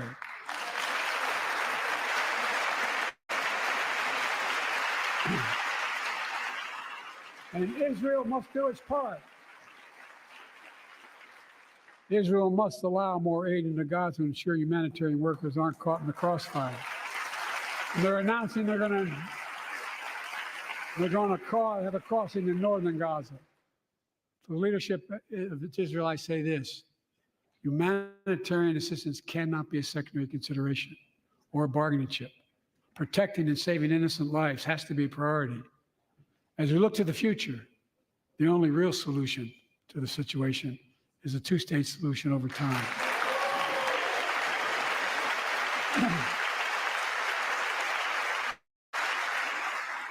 And I say this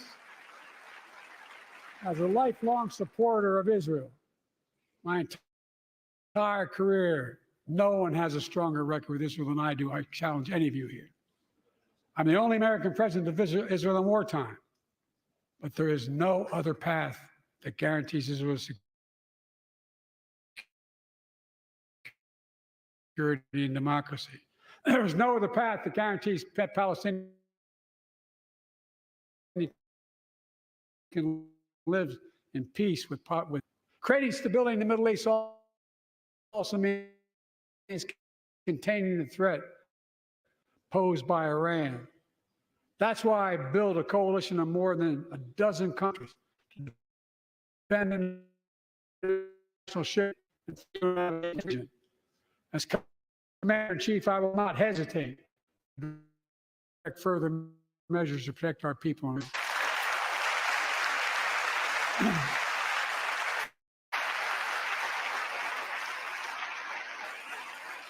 For years, I've heard many Republican and Democratic friends say that China is on the rise and America's falling behind.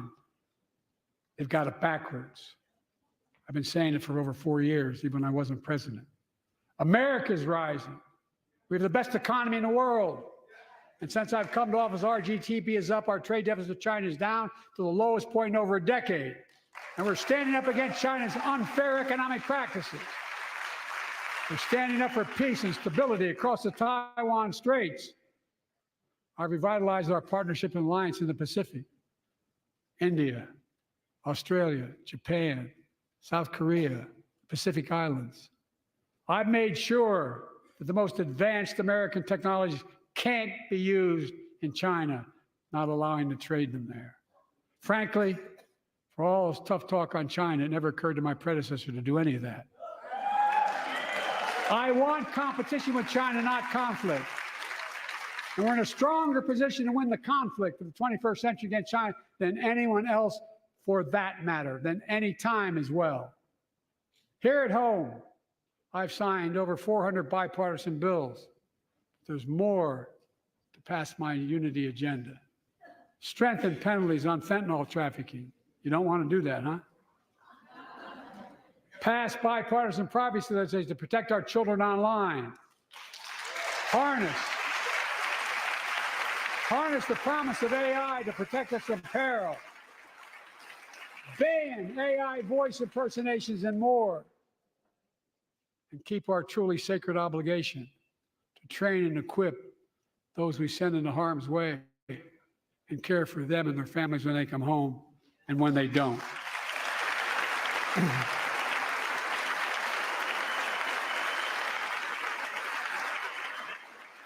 That's why the song Support and Help of Dennis and the VA, I signed the PACT Act.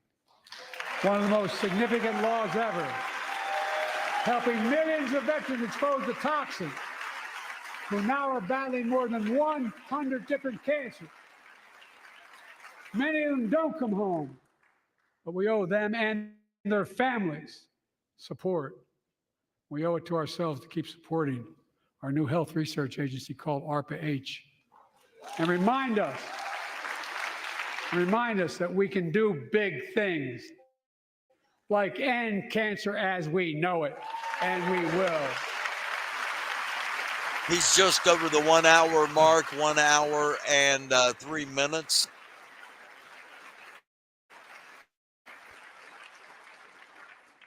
Let me close with this. Yay.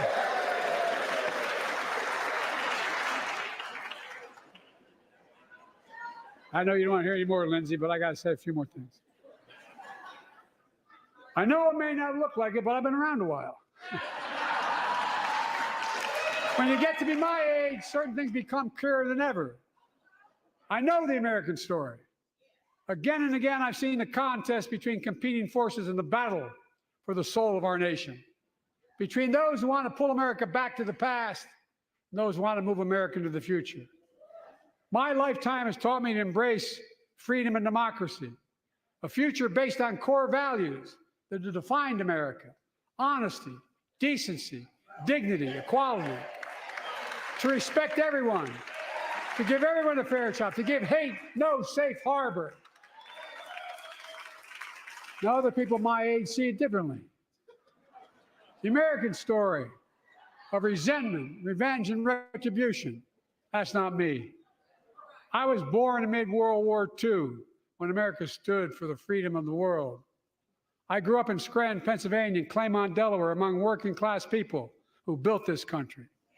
I watched in horror as two of my heroes, like many of you did, Dr. King and Bobby Kennedy, were assassinated. And their legacies inspired me to pursue a career in service. I left the law firm and became a public defender because my city of Wilmington was the only city in America occupied by the National Guard after Dr. King was assassinated because of the riots. And I became a county councilman almost by accident. I got elected to the United States Senate when I had no intention of running at age 29. Then vice president, or our first black president. now president to the first women vice president.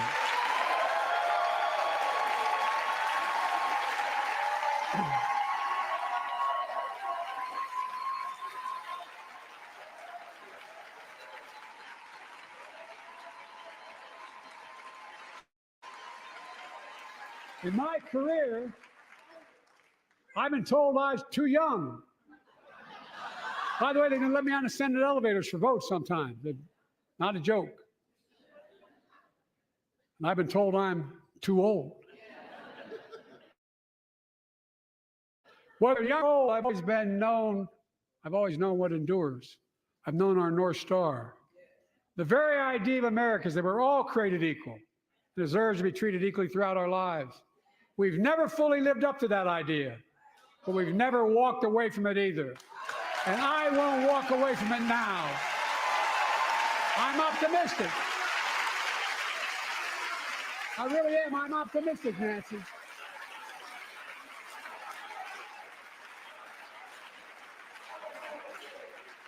My fellow Americans,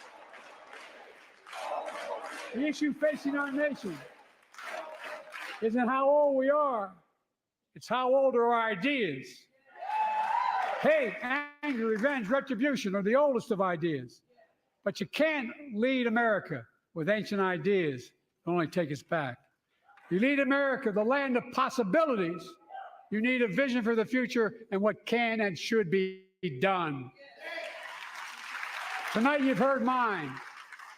I see a future where defending democracy, you don't diminish it. I see a future where we restore the right to choose and protect our freedoms, not take them away. I see a future where the middle class finally has a fair shot and the wealthy have to pay their fair share in taxes. I see a future where we save the planet from the climate crisis and our country from gun violence. Above all, I see a future for all Americans. I see a country for all Americans. And I will always be president for all Americans because I believe in America. I believe in you, the American people. You're the reason we've never been more optimistic about our future than I am now. So let's build the future together. Let's remember who we are. We are the United States of America. And there is nothing beyond our capacity when we act together. God bless you all, and may God protect our troops. Thank you, thank you, thank you.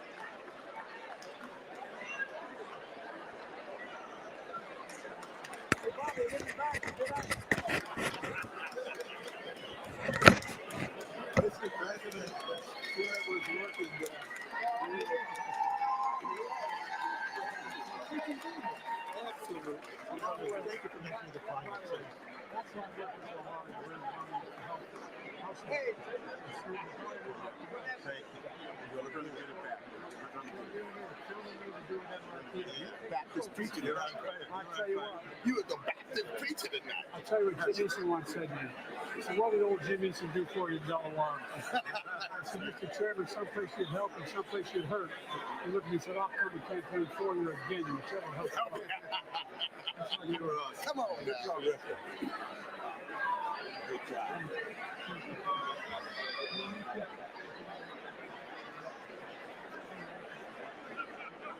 Good job. Great job. Good job. Be lively. That was a sermon today. Good to see you, John. Thank you. Good to see you, John. Thank you. Great job. Thank you. Great work. No, there's no team strength. Great job, Mr. President. Get that house out of here. So y'all can get in there. Let me see you. By the way, I've been in constant contact with them. Here's what I worry about with Ukraine. If we pull away, the rest of Europe's going to fall out. I'm looking for us.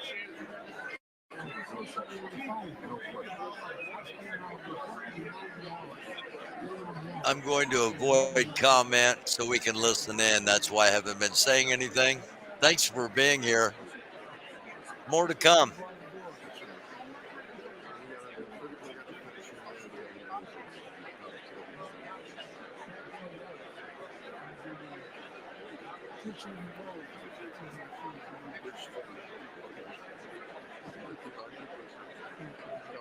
We're going to get a deal done on the train. We have to. Yes. There's no. Good job on the morning. Thank you. Thank you. You give me accountability. Oh, yeah. I'm sticking with it.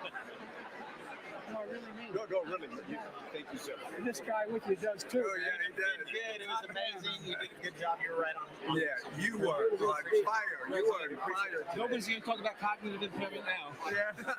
You were on fire. I kind of wish sometimes there was cognitive impairment. You did well. Very good. He's working real hard.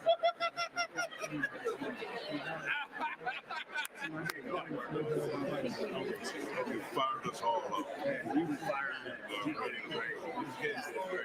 Hey, I want you to know, Democratic Party first two We will have the Republican rebuttal, which will be coming up shortly.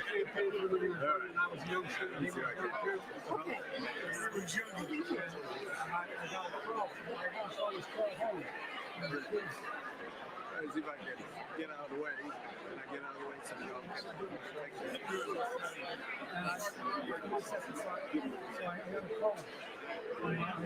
Every morning when you're laying down.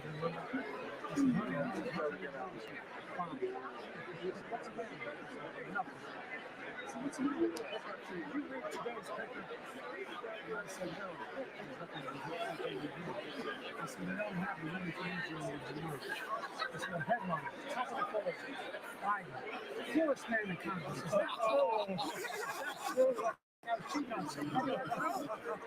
I was competing to make the second poorest, but you didn't. Thank you, Molly Strong. Thank you so much. By the way, it's all good.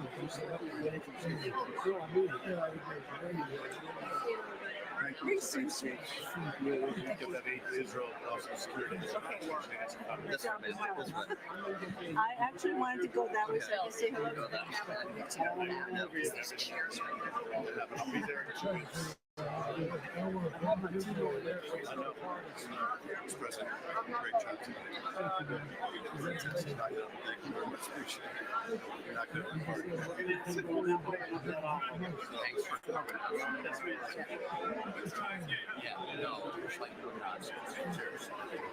Good job, Tammy Duckworth. Thanks. We're trying to get to you, but she can't get out.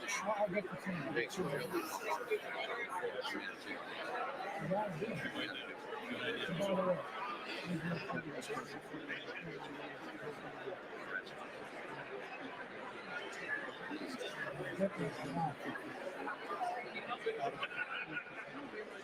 It's going to turn around.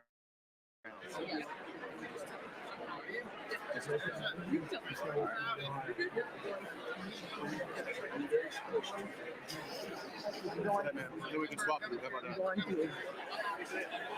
Sorry about that.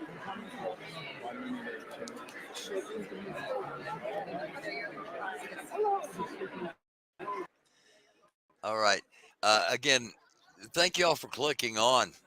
We're just kind of halfway through the episode here, probably. Maybe not, maybe over exaggerating, but maybe not an hour and a half left. I'm guessing maybe 15 minutes for the Republican rebuttal, which is coming up. And then after that, I'm going to have some discussion. All over the Republican rebuttal. Okay. Off to do Mozart. Worse choices than Mozart, Nancy. Looks good for his age tonight. Okay. I was just about to say, let me know in the chat what you thought about the speech. I'll delete my comments for now. I've got some other stuff coming up after we talk about the speech and talk about the rebuttal. If you were here at the beginning, I kind of showed some other things that we needed to talk about. May get banned from Truth Social. Trump's fellow founders of Truth Social are suing him because he devalued their shares in the company by over $50 million. So Truth Social, we'll see how long that's around. No, Nancy, you're not mouthing off too much. Everybody's welcome here. All opinions are welcome as long as everybody's respectful. If you support Trump, you support Trump. If you support Biden, you support Biden. If you support, we really need another choice, but you're going to have to make one. Then you're here in the middle with most of us. Most of us are in that position that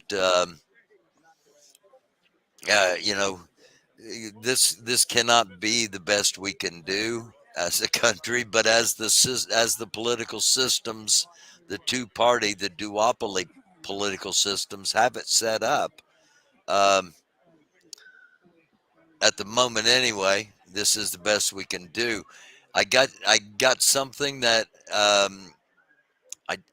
don't remember, not going away. I don't remember if it was you that sent me or not. I think it probably was, where Bobby Kennedy may be getting ballot access in one of the states as like a test balloon to see what happens. So we'll see if that is indeed the case, and indeed we'll see what happens. I'm gonna hop back over to the and turn C-SPAN back up for a few minutes. Oh, thank you, Nancy. I appreciate that. I have to. I dropped the headphones because I'm doing laundry and the dryer buzzer was going off, so that's why I had to run a few seconds ago. Let's go back and see what's happening on the floor of the United States House of Representatives, where the 2024 State of the Union has just wrapped up.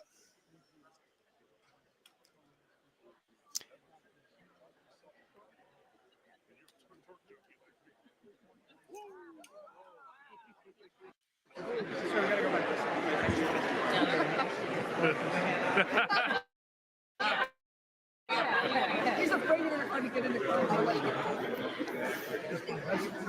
Oh, yeah, it's your BFF. If I can get him to Andre Carson right here. Senator Leon, no, not. Oh, you can't see where my cursor is.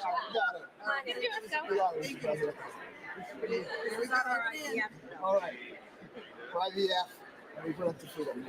Thank you. Got it over to you. I'll try that. You guys exiting? Thank you so much. My stuff is back there. Okay, I'll go now. Yes, ma'am. Can you take this? Yes. How are you, ma'am? Good. I saw you earlier. How's everything going? Yeah, good.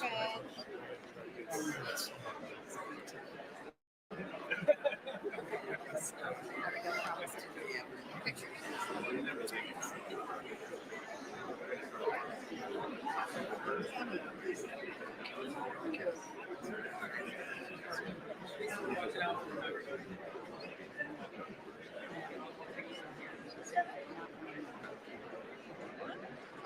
That's nice. Where is she?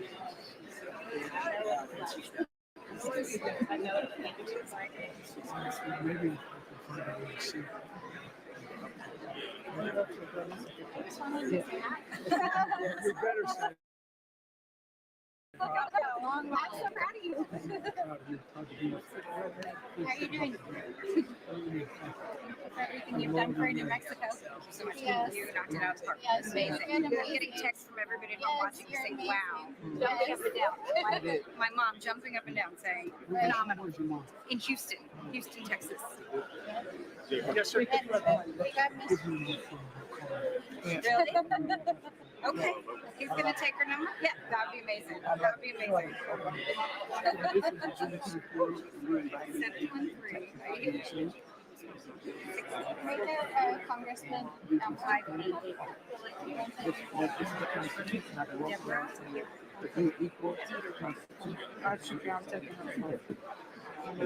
I'm here. How are you? Long time. So I'm gonna try right here. Oh my gosh. Yes, sir.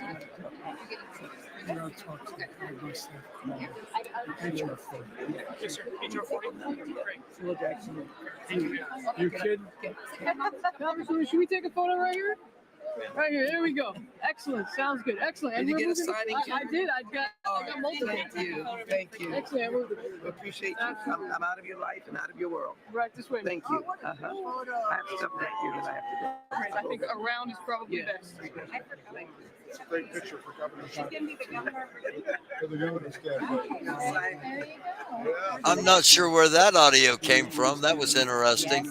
Black Eyed Peas, I agree. Biden was sharp. He stumbled a couple of times, but that's to be expected. You live here, you will be away from you. Yes. Yes. I'm happy to be in part. I was in Kiev 2 Saturdays. You gave a very strong message. But you gotta do this stuff. I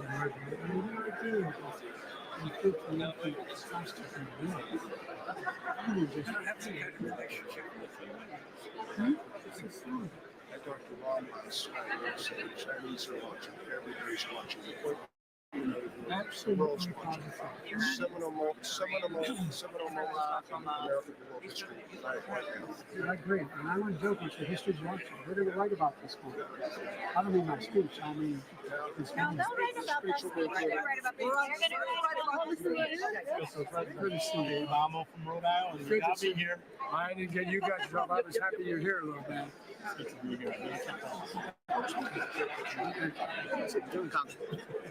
If you go to the island, My 12-year-old referred to you as her BFF. I sent a photo and she said, "Oh, it's my BFF." Do me a favor. And she said, "Don't forget to tell him he invited me to the White House." I did. You did. Oh, I know. Well, okay, who do I talk to?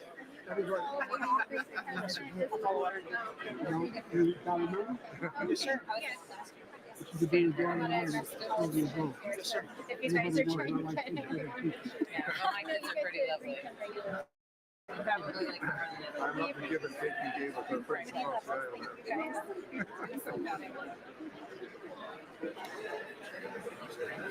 Mr. President, former Congressman from Detroit, and what you've accomplished for those people is sensational. It really is.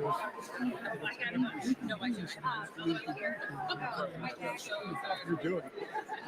Tonight, this was the most tremendous. I've been to 8 State of the Union addresses in Mississippi. That's right. Thank you for being for the country. You know my best friend. Right here. Catherine Clark. This is my best friend. I love it. Okay, hang on. I had trouble with the headphones earlier. Is my microphone now not? Is the audio now now coming out like I'm under the sea?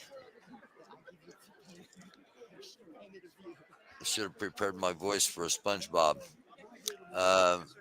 Look at these scary man wigs in Congress. How in hell did you lose with your angel locks?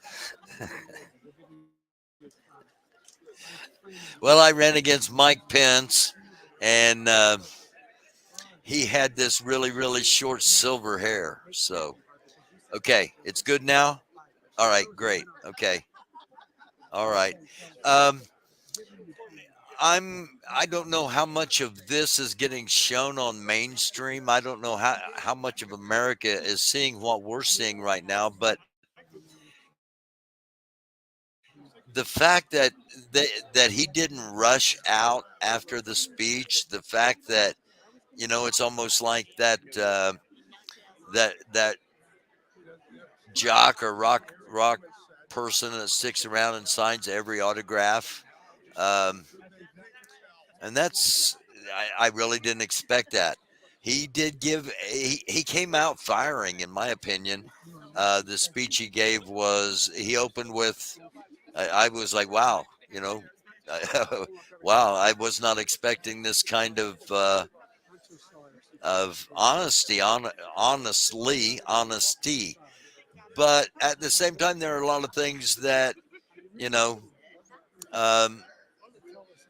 very much need to be addressed that weren't addressed in the speech. And tomorrow night at 9, Chris will be on with me, and we're going to give our State of the Union episode tomorrow night at 9. So hopefully you'll join us for that. We're going to talk about, well, a lot of the things that President Biden talked about tonight. While he's down there on the floor, I hope you don't mind. I wasn't planning on doing this, but the eavesdropping, if you will, the voyeuristic tendencies of listening into others' conversations. This is an incredibly rare opportunity. So I'm going to go back to that audio. Thanks for accepting the appointment. About time we had someone strong. Anyway, well, thanks. Mr. President, I'm the ambassador for Romania. Well, how are you? I spent a lot of time in the country, as you know. Twice, 2009. That's exactly right. Spent a lot of time. And Dr. Biden. Yes. I was worried she wasn't going to come home. Yeah. He told me once. Yeah, and we have a picture. Sure. Yeah. All right. The best part of my speech.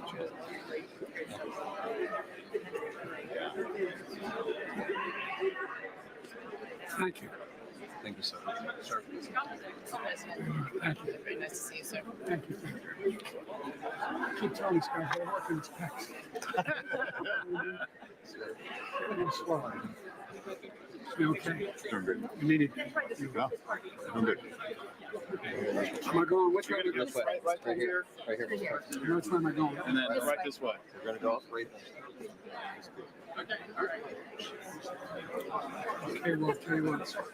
Give this to my assistant the number. He will call and say, We're just gonna follow the sergeant at arms this way, sir. Now we've got. Yep. Congressman Frank Irving. How are you? I'm well, thank you. Very well. You get to say, Mr. Speaker, the President of the United States. Really appreciate it. It's awesome. Oh, it really is. I know you know. All steel workers are steel industry.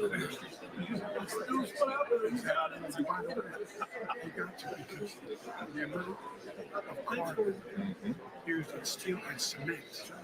It's gigantic. It's gigantic. We can do something about it. And a lot of books. Transformation. Thank you for standing up for working with me. You kidding me? If I did, my grandfather could have passed. What was your dad's name? Frank was a state senator for 40 years. Kidding. He's dedicated to him and My great grandfather was the first Catholic elected to the state senate. Actually, the second. He was elected to the state senate. And they accused him when he was running of being a modern choir. We found out he wasn't going to Her Dad what? He is 90, could be 91. Plus. I'll give that to you. Thomas? I promise you, right? Yeah, my mom. All right. Most people can't leave until we leave, and we need to go this way. Well, they're Democrats or Republicans? We got to vote up there. I'm joking. I'm sorry. You got to stay there. He does. They have to say that. Oh, I'll get the hell Yes, I'm get gonna the go hell this out way, of Mr. this. President. Thank you, Joe. You're still Maryland. Yeah, Joe. By the way, he's got That'd be green.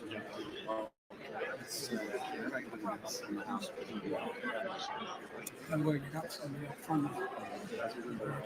I know, I know. We're excited about you. Have no idea.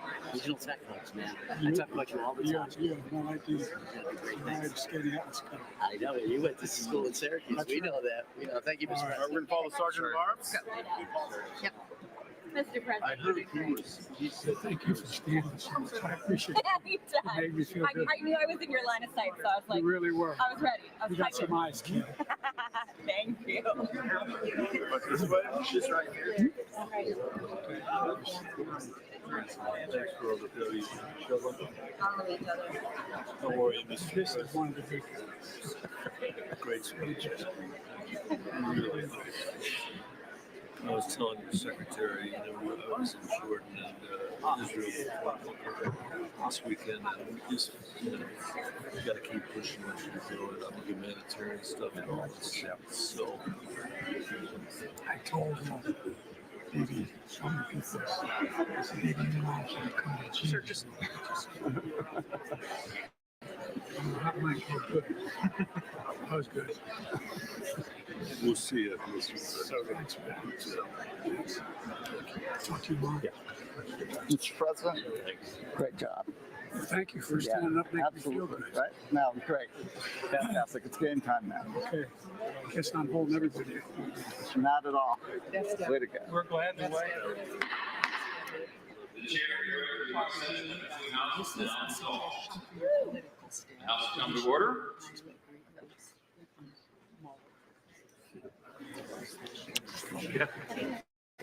Would you mind?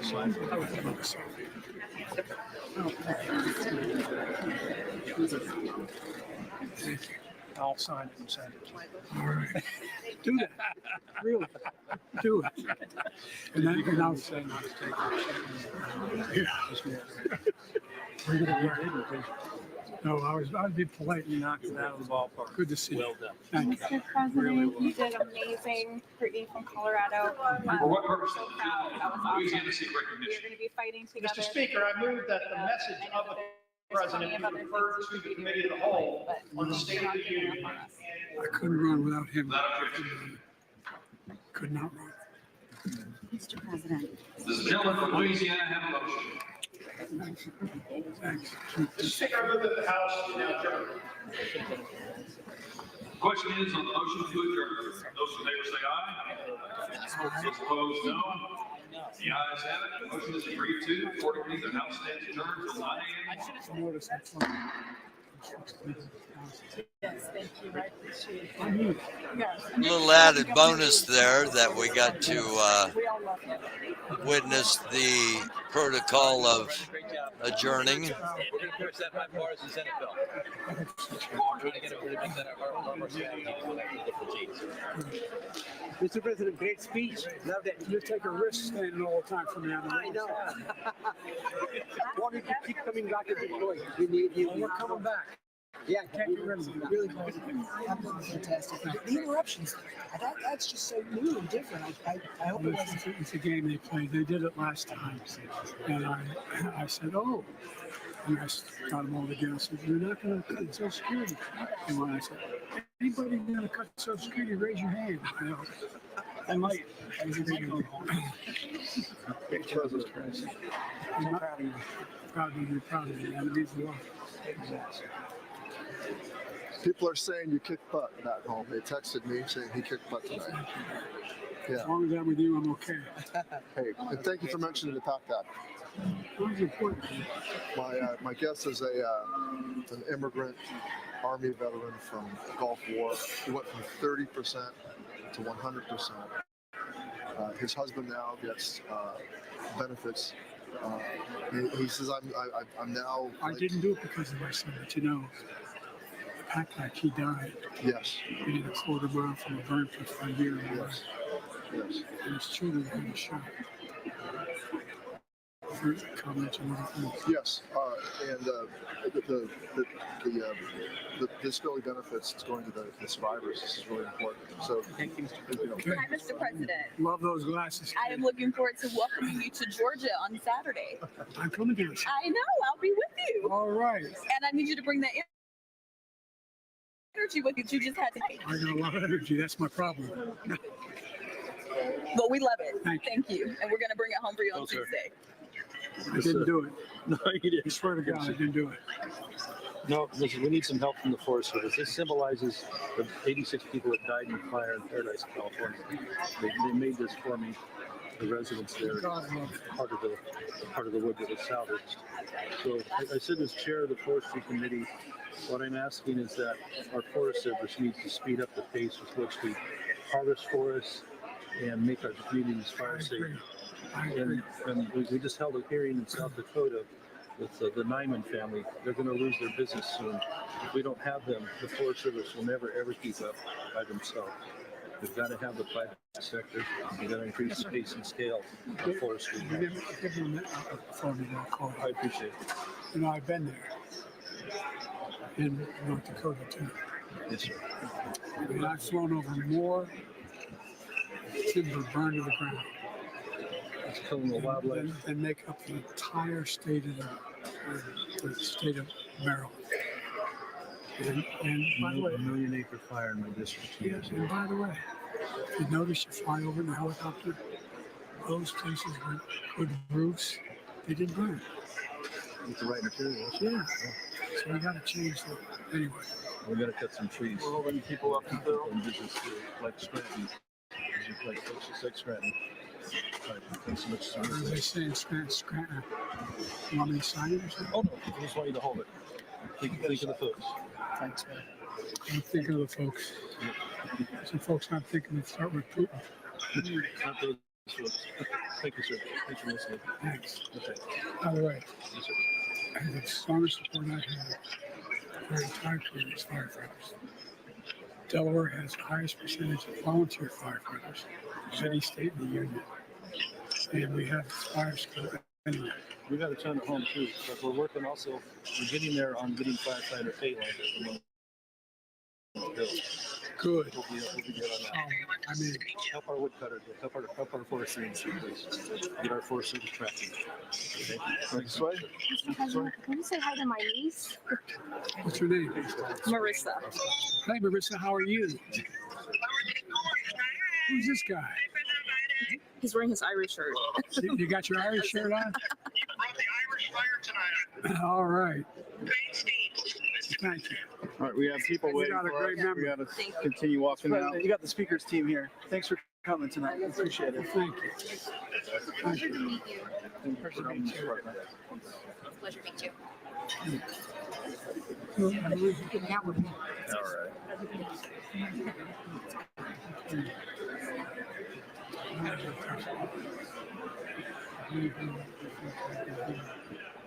She goes on overtime now, right? She goes on overtime.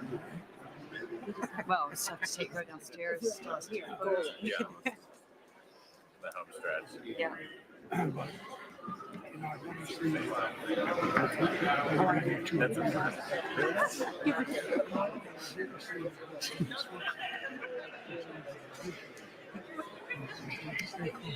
Third closest majority historic.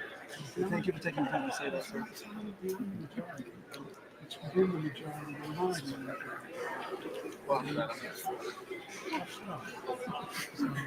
Anyway, thank you, Mr. President. We appreciate that, sir. Stick Right this way? Right here. Yep. Right? Okay. Yeah, we gotta go. Right this way? We're okay. Straight out. Straight out. All right. Got Team Clyburn over here. You're looking good, man. Oh, so are you? So are You're you? looking good. You always look like you. I don't know who your habits are. I told you, let's go shopping. I'd like to. Yeah, so this is Lindy, also Team Clyburn. Yeah. Lindy, How are you? Good to see you again. I work for Jim too. Lena. Yeah.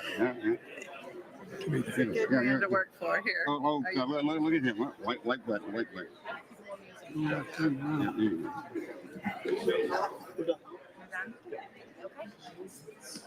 Oh, wow.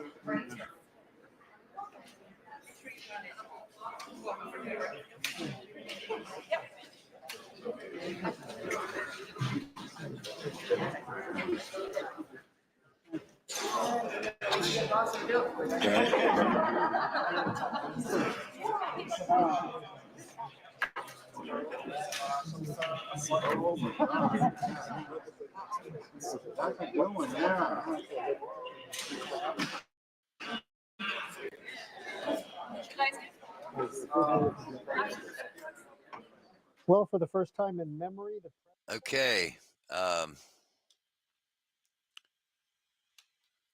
Make sure Mike's not muted. Hello. Interesting, incredibly interesting, at least as far as I'm concerned, of the behind the scenes. I got so involved in it that I did not begin the Republican response, and it is already well underway. Senator Katie Britt, she is, she's 29 years old, the youngest person ever elected to Senate. She's from Montgomery, Alabama.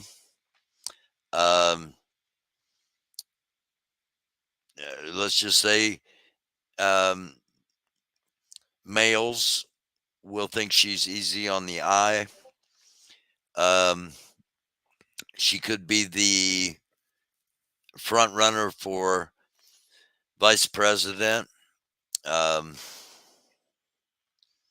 I'm going to be interested in hearing what she says. I'm going to I'll go back and listen to it in its entirety. I want to give it a fair, a fair evaluation. So, with that being said, Biden didn't hurt himself tonight, which I think was probably the number one goal of the administration. He stumbled on some words. I stumble on some words, and he's 20 years older than me, so it's not like he totally gave America no reason to vote for him. It's actually just the opposite. For people that are looking at this, because this is going to be going on for 9 months, there are going to be things happening between now and then. This was a very big thing because this does draw a lot of people's attention. It is, it is, as I said, George Washington gave the first one. So this has been going on for a while. And it's something that a lot of people pay attention to. And he could have really blown it for himself tonight, and he didn't. A couple of things that pop into my mind. Number one, he never said Trump's name the entire time. Every time he referred to him as my predecessor. That's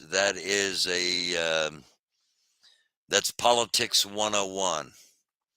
Unless you're going to make fun of your opponent's name, which has only been successful for Donald Trump,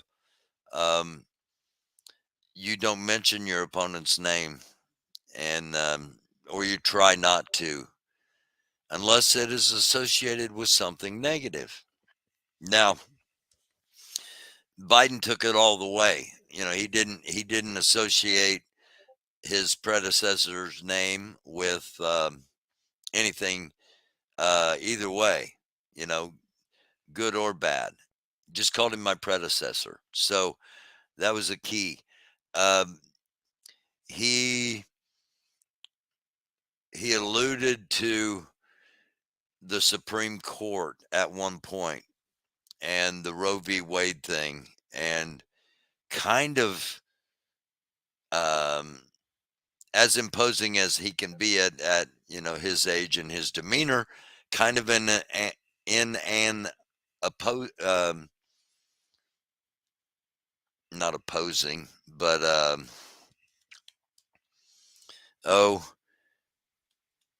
he was trying to impose, not oppose, and imposing posture and voice, that you'll see this year at the polls. Well, Supreme Court justices are voted on for life, so the polls really won't have a lot of impact on the Supreme Court justices unless there is an overturning of Roe v. Wade, and it's codified into national law, which is what the Democrats are running on. The Supreme Court justices, while they are supposed to be non-political, while they're supposed to be, justice is blind and an equal scale, and we all, you can have your own opinions on that. If you watch this show, mine.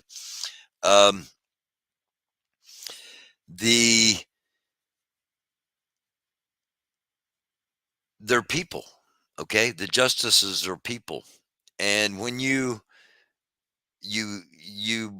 do what you did tonight, imposing, it can be taken as belittling by those that you are that was the subject of that, in this case of the Supreme Court, when there is a decision coming up whether Trump will get complete immunity. I'm just looking at this purely as a political analyst, and my qualifications for that, in case you don't know, I studied and I've taught both government and economics, as well as psychology, sociology, U.S. history, world history, geography, and not only have I studied them and taught them, but I ran for office, and I'm not going to get into all that, but I was on the verge of being, he mentioned John Lewis tonight, and I had the privilege of sitting across the table from John Lewis for about 20 minutes one night and got an incredible education. I don't know if I've ever done an episode on that. I'm almost certain I haven't, because I don't do episodes about me. And this isn't about me. But anyway, I pay attention, and we've been doing this, and we pay, it's like we pay constant attention. It's not like we are, haphazardly doing what we do on this,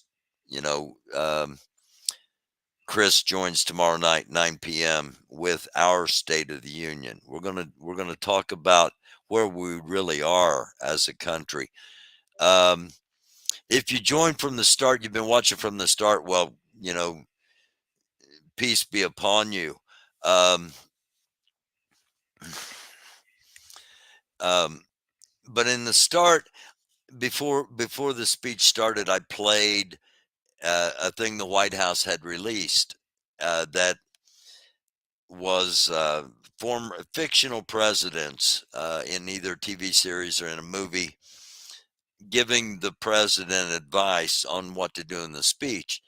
And I don't know if I'm sure that it was specifically edited, but it was very coincidental, if you happen to see that speech, how much of the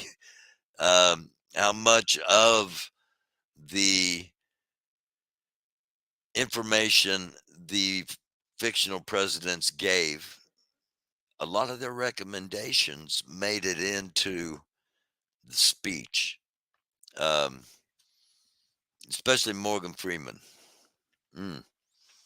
Great voice, Morgan Freeman, by the way. So hello to Davis Ward Sod.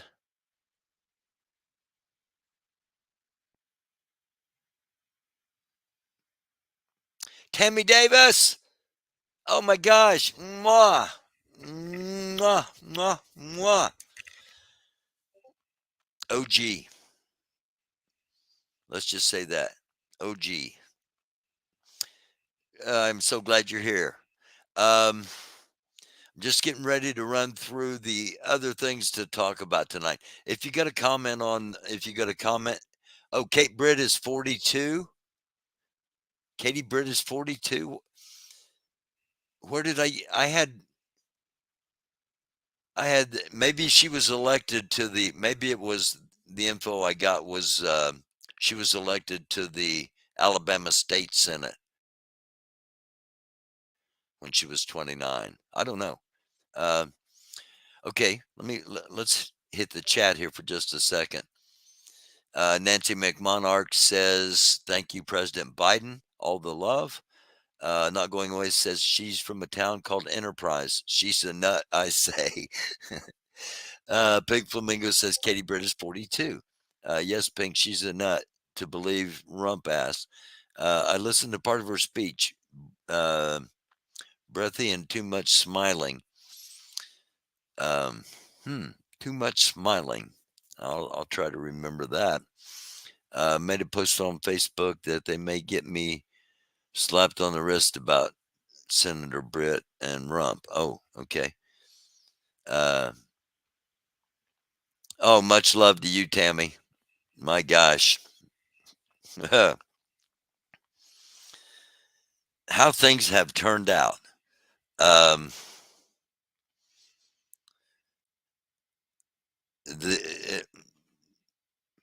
When Tammy started watching, probably she might have even seen like the second or third episode I ever did, because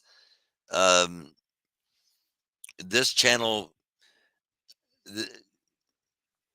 I don't know if you heard this. If you've heard this story, I apologize. But my partner Kate and Kay, Kaye, Kay, we were in lockdown together. Okay. And you can ask Lori Arnold. You can ask anybody that's been around me for an extended period of time.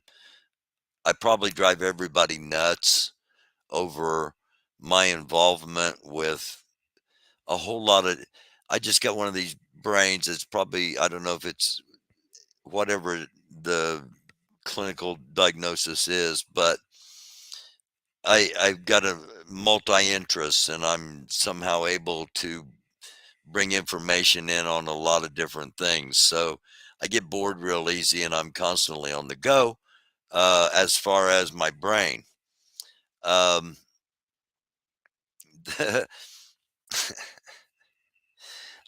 wasn't intending to talk about any of this, but anyway, we were on lockdown, and Kay said, look, you need to start an internet show and tell people these things and talk to people about this stuff.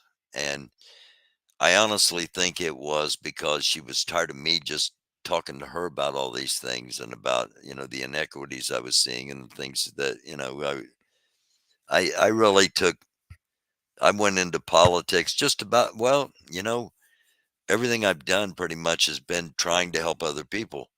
And that's why I went into politics, because I thought I could help the absolute most people. Boy, was I naive. But anyway, Kay said, why don't you talk to people online, instead of just talking to me? Again, probably for her own sanity and to keep her from killing me. But so she's, she kept harping at me, and she said, well, if you did a show, what would you call it? And I thought we were joking. We joked back and forth, and I made some silly suggestion, and she called me a doofus, And I said, "That's American doofus to you." And I don't know, it's probably, it went on and I didn't even think about it, honestly. And about, she kept saying, "You need to do this, you need to do this." And I'm like, nobody's going to watch, and few people do. And I'm very grateful for those of you that do. I really honestly am. But, she came out one day and said, I've got it all set up. Okay. There's a channel for you. I'm going to be your camera person. I'll do all the production. I've got a merchandise store set up.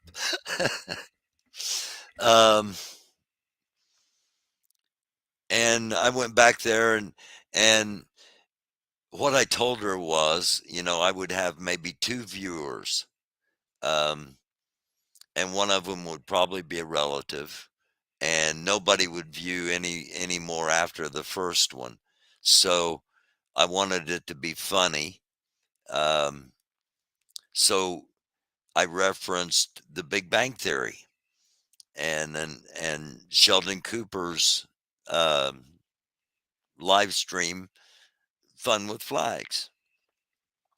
And I did an episode called Fun with Flags. That was the first episode where I talked about flag etiquette and how wrong the American flag is treated, especially by people that claim to be the most patriotic. And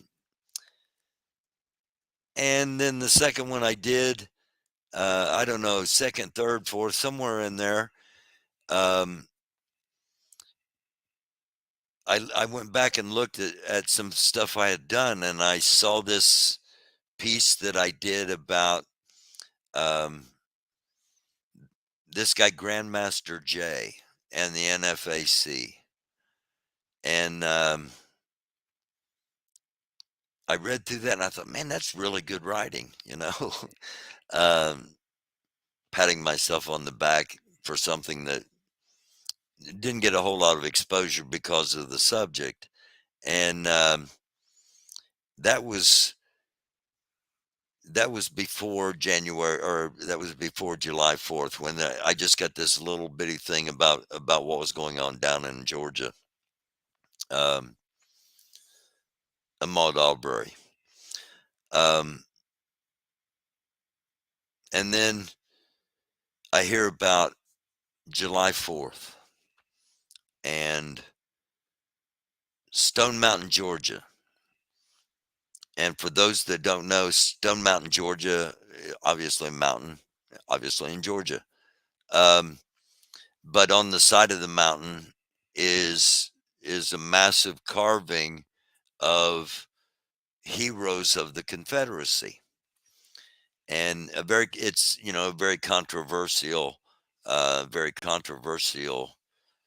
monument. And it's also the historic home of the Ku Klux Klan. And I get this little video clip sent to me by a friend on Facebook that was like, "Can you believe the balls these people have to do what they're doing?" And I watched the clip, and it was Grandmaster Jay in the NFAC. So I do a search because I didn't, I had no idea what it would become. I did a search and found out, that what was actually going on. Some more footage came up, etc. And I thought, and I wrote another piece about how this group is, expanding. And then like I said, the third or fourth episode of the channel, I don't remember when,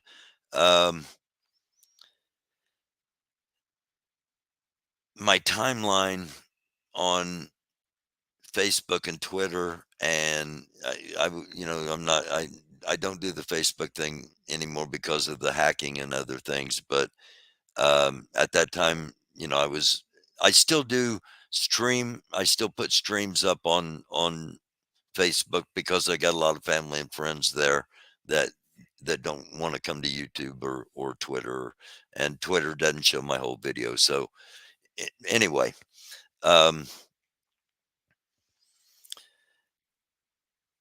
it was talking about it was nothing but the clips I was getting in my timelines were nothing but white people talking about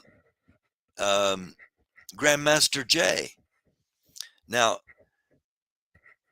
I grew up in a predominantly white area, but I played sports and I also played music. So I apologize for I just looked up and saw I was blurry. My camera is autofocus, so I tend to get animated and move when I talk, and that tends to screw with the camera. So I apologize, everybody, and I'll try to stay still and remind myself that I am on camera. And also, I had an event when I was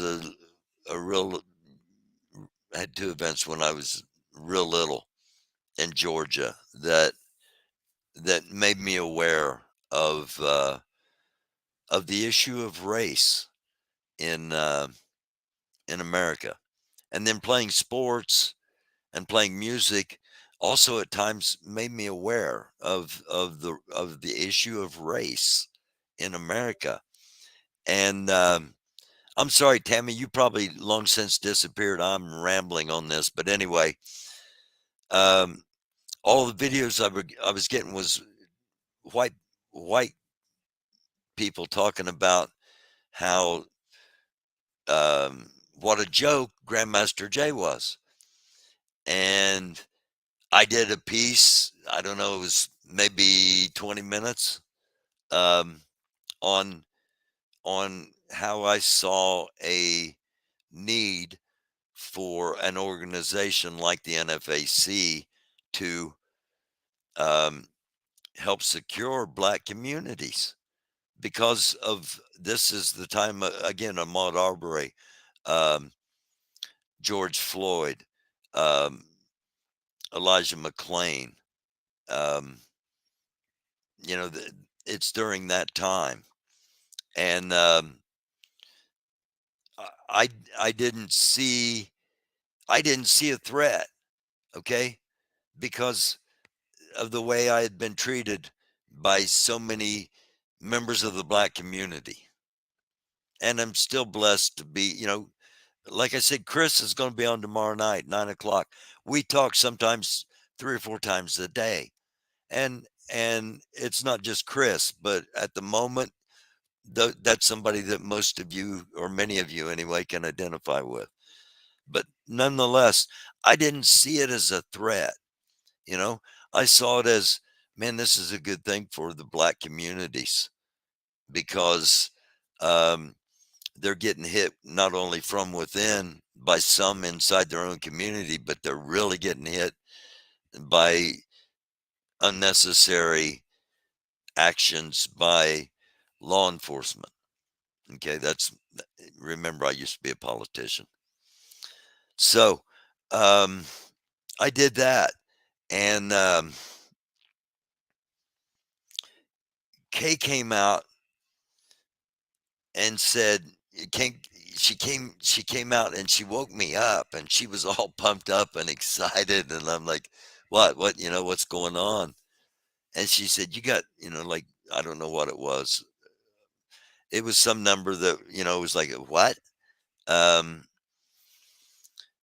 You got some, this, and it was that I got the number of views, and it was all because somehow Grandmaster Jay saw it, and he put it in one of his videos, and his videos were going out to tens of thousands of people. You know, they would go out to tens of thousands of people live, and then those people would share the video on down the line, you know, and restream and everything that happens to all of us that did, you know, choose to do this kind of thing. And hey, because of restreaming, there was a period where everything I did was going to Eastern Europe, and it was nothing to see that somebody restreamed me and 235,000 people watched my entire episode. That's like, phew. That's reach. That's the reach of this thing. It doesn't mean I made any money off of it, but it meant they saw whatever the heck it was they saw anyway. So, the channel took off. And, eventually it got to a place where people were telling me, hey, we need to grow this. It needs to be bigger. It needs to be more than just, this few thousand people that are here. And there were times 9,000 people would see a video, and, I didn't realize how hard it is, to get to that place where 9,000 people are watching one of your videos, and it just kind of happened organically. And, people were saying, we got to get it. So over the course of talking with chat, over the course of having panels, because my goal, as always, was peace. My goal was, why can't you in this white movement see the value of these strong black men wanting to protect the black community, just like you'd want to protect your white community? Why can you not see that simple common ground? And I was trying to bring people together. And over the course of, came up with a name, EAR, the initials EAR, E for end, A for all, R for racism, end all racism. And, immediately we were hammered from all sides. The white community said racism didn't exist. And they were all, pro cop without question. Give them unlimited authorities. January 6th changed that, by the way, but at that time, that's where they were. And,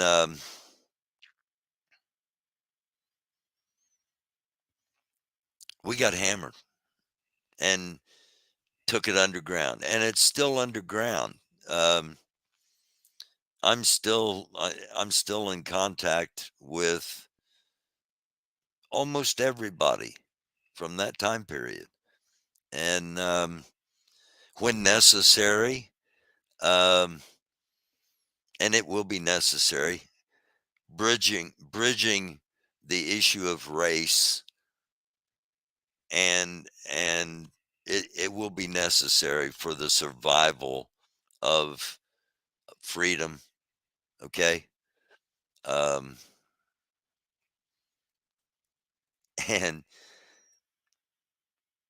Tammy's been there.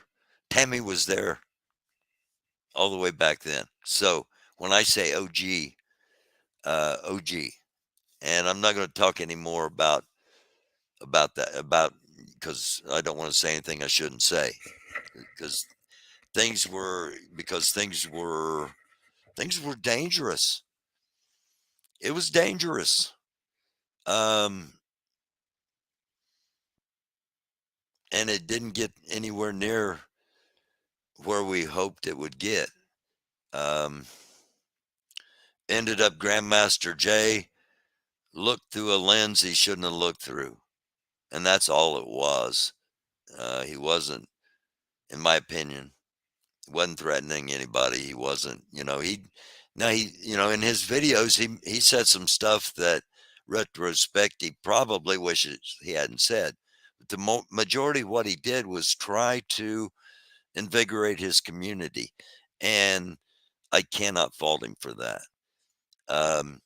He was found guilty of wanton endangerment, the same thing the police officers were found guilty of in the Breonna Taylor. Comparing those two is just a sign that there are multi levels of justice in our country. Anyway, he'll be getting out. He'll be getting out soon on good behavior, getting out with time served, hopefully, for him. And he's a smart guy. Again, he made a mistake that it cost him his freedom. And but I don't think, if we're talking about the issue of race, and if the roles would have been reversed, if it would have been a white person doing what a black person was doing, it would not. I don't believe it would have ever gotten to where it got. So, with that being said, we are still going to have to bridge. We're going to have to bridge the issue of race at some point for the betterment of humanity and for the advancement of both races, both, as good people. There are too many children that have parents that our country's telling should be hating each other. Certain segments of our country are telling interracial couples that they should be hating each other, and the children are hearing that stuff. Maybe it'll make them a stronger family unit. Maybe it'll make them question everything on, everything, and there ain't nothing wrong with that. All right, I rambled way too much. Tammy, thank you. Thank you for being here. And I understand the Davis Ward sod now. So let's go to let's run through some stories here real quick that I said we were going to do at the start, and I'm just going to touch on them because I'm coming up on the 3-hour mark. I did not intend that. All right.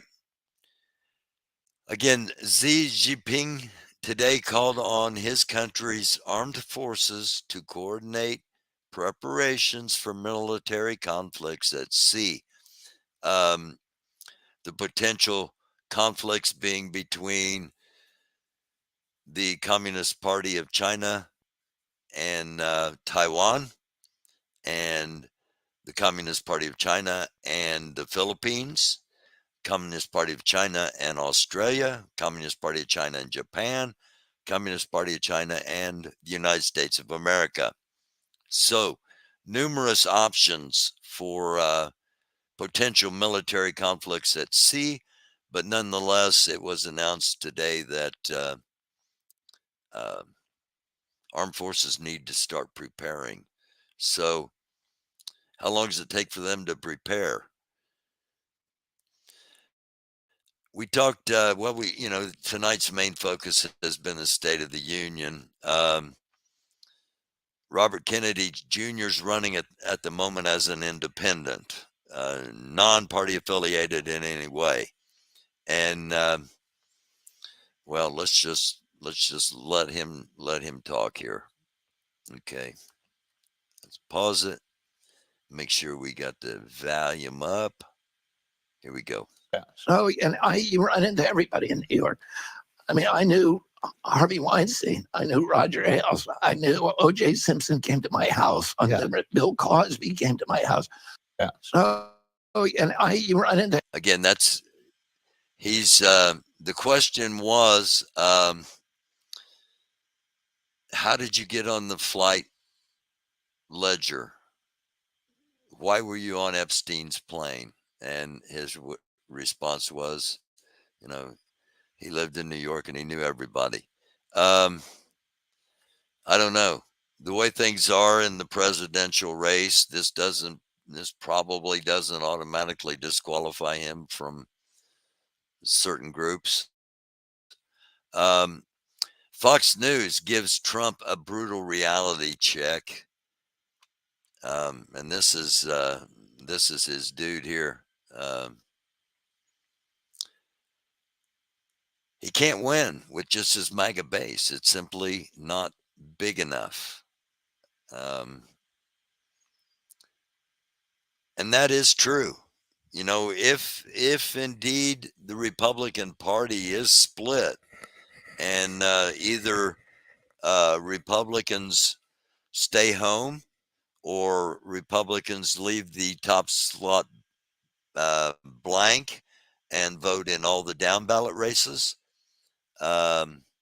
or they crisscross and they jump across and then hold their nose and vote for Biden, or they vote for a third party candidate as a spoiler.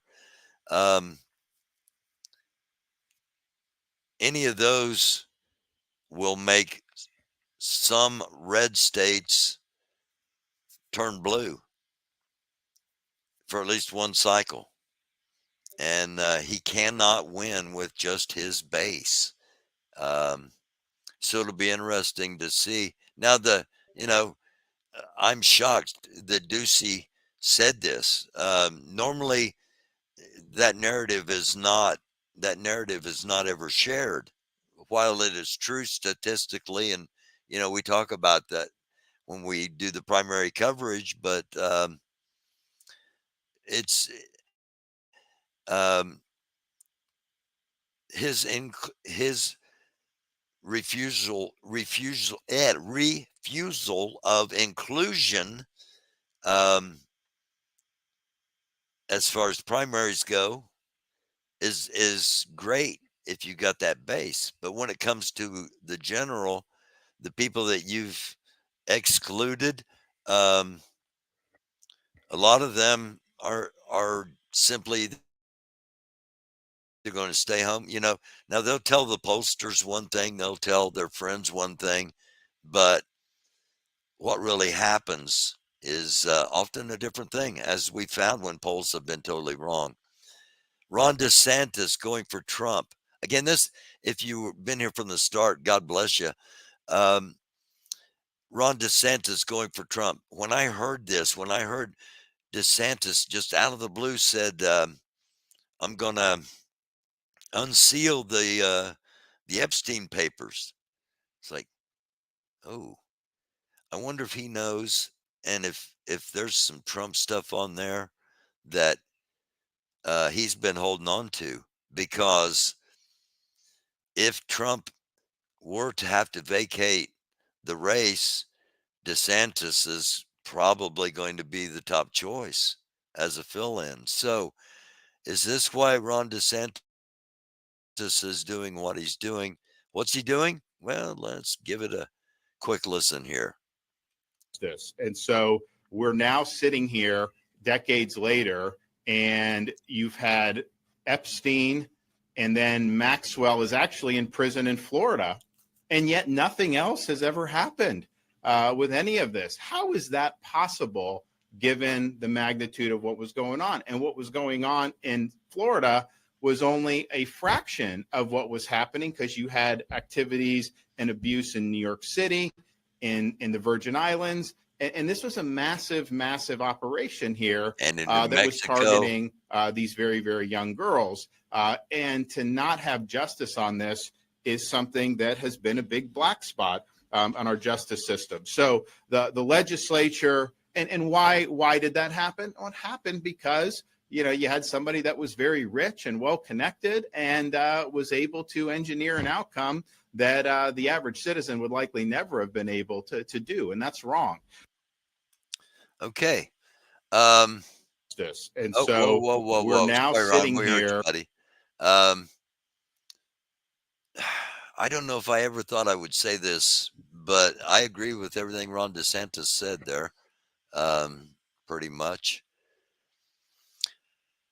Nobody's come to justice except for the woman.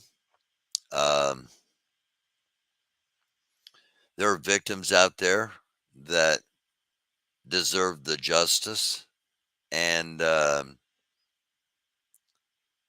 Is this a political move because Trump is indeed deeply involved? Um, Bill Clinton will be involved. I can just about guarantee you that. And it'll be interesting to see what else. Now, this does not come out until July 1st. Okay. The information is not unsealed until July 1st. So, it would be right before the convention and that would indeed throw possibly throw the convention into a contested convention, because remember he's still getting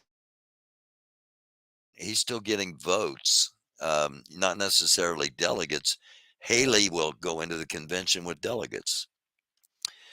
Moscow, Russia. This came out 8 hours ago.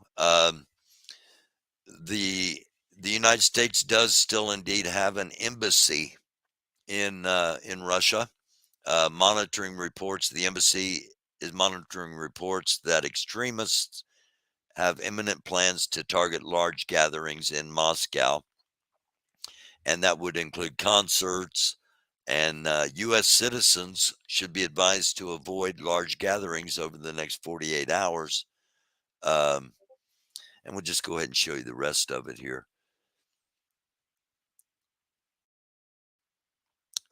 As a reminder, our travel advisory for Russia is level 4. Do not travel. That comes from the United States State Department. They advise do not travel to Russia. Brittany Grimes going to probably recommend you not traveling to Russia.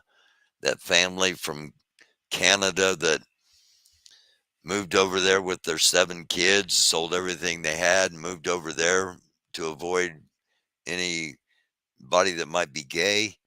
Got over there and got robbed. Now desperately trying to get back. They'll probably tell you not to go to Russia. But there are a lot of Americans that are in Russia. A lot of them have lived there for a long time. How many? Don't know. And it's not just, oh, you don't know, you didn't do any work, you didn't try to find out. No, I don't know. The State Department doesn't know either.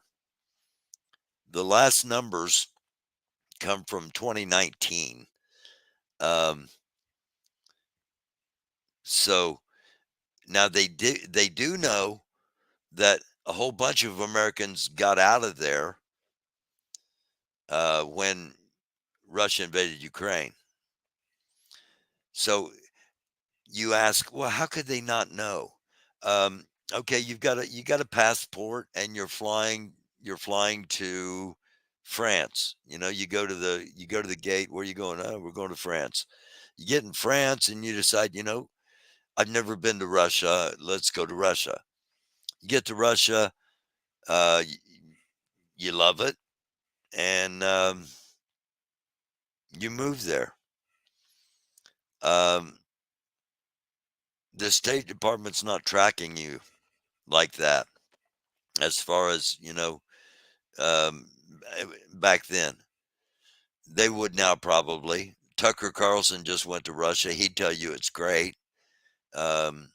Keep in mind, he only saw what they wanted him to see.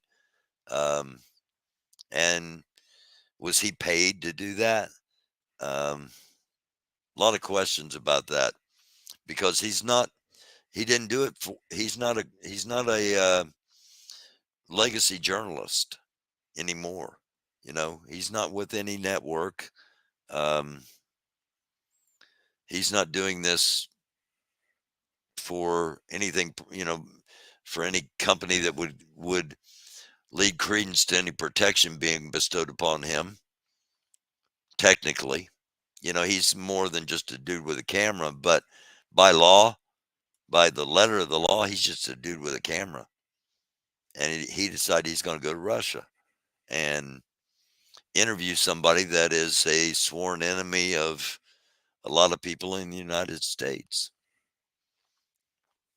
Some would say that was treasonous, but I'm going to give him the benefit of the doubt and say he was attempting journalism, and he's just a maroon. So they have a security alert if you happen to be you're not watching this and in Moscow, I know, because we're blocked in Russia and China and North Korea. Texas has transported over 104,000 migrants to sanctuary cities, 12,500 to Washington, D.C., 38,900 to New York, 32,000 to Chicago, 3,400 to Philly, 16,500 to Denver, and 1,500 to Los Angeles. Now, this is just Texas.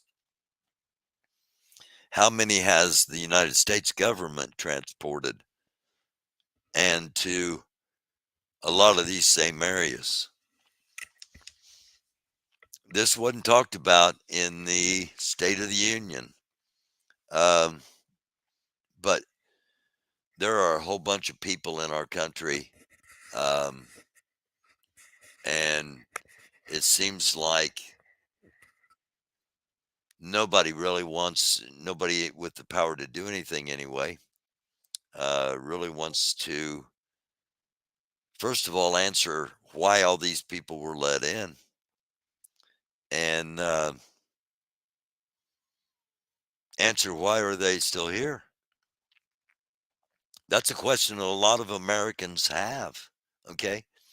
And that's what we do on here. I try to stay in the middle and hear from all sides. Some stuff's just so batshit crazy that you can't help but go, come on. But again, I bring this up just because and this isn't an attack on Texas. Texas doesn't want them in their state. So doing a statement of, okay, these are the cities that seem to want them. Let's get them there and get them there on the Texas dollar. This is about, realistically looking at what's going on in our country. And again, Chris and I are going to do that tomorrow night. Our State of the Union, actual State of the Union, where the country's at on a number of levels. Again, if you did not see it in the beginning, President Biden on Twitter, he talked with these 5 former fictional presidents. And again, a lot of the stuff they recommended ended up in his speech. Tomorrow night, we're going to talk about this with Chris as part of the actual State of the Union. The child kidnapping rings, the satanic rituals, the government conspiracies. Something's only a conspiracy until it's proven not to be. This I've talked about before. And I'm going to keep talking about it because sometimes you have to talk about things a few times before it sinks in. There's a group. The group they call themselves the Illuminati. And there is an elite level. Okay. And they don't call themselves the Illuminati as much. They call themselves the World Health Organization, the World Economic Forum, the Bilderberg Group, the Bohemian Grove. And then there are those that are in the Illuminati that are actually just in a group that is not with the normals, but will never be with the elites. They're just there to do the bidding of the ultimate elites. that probably sounds absolute absurd and crazy to most of you, because I don't know, 4 or 5 years ago, it would have sounded crazy to me. But I bring all that up to point to this. This is from their book. This is what they see will happen and must happen for Earth and for them to thrive. Euthanasia for the terminally ill and the aged shall be compulsory. Well, as one that will probably fall in the category of the aged, my immediate response to this is no city shall be larger than a predetermined number as described in the work of Calgary. Essential workers will be moved to other cities if the one they are in becomes overpopulated. Other non-essential workers will be chosen at random and sent to underpopulated cities to fill quotas. At least 4 billion, quote, endless eaters, end quote, useless eaters, end quote, shall be eliminated by the year 2050. They've moved this up to 2030. Okay. All you have to do is just do a quick search, whatever your favorite search engine is. Just look at UN Agenda 2030 and see what they have planned. I'll show you here in a couple of minutes if you stick around. At least 4 billion useless eaters shall be eliminated by 2050. This came out in 1997, I believe. So back then it was 2050 when they were trying to do this. Also, if you don't know anything about the Georgia Stones, do a quick search on the Georgia Stones. 2050, by means of limited wars, organized epidemics of fatal rapid-acting diseases, and starvation. All of those things are ongoing right now. Energy, food, and water shall be capped at subsistence levels for the non-elite. In other words, you know, those that are saying this is how it's supposed to be, they can have anything and everything they want. Everybody else is going to be on just sustenance. You're just enough for you to survive. You'll own nothing and like it. You'll eat what you're told to eat, whether it's insects or dirt, and you'll like it.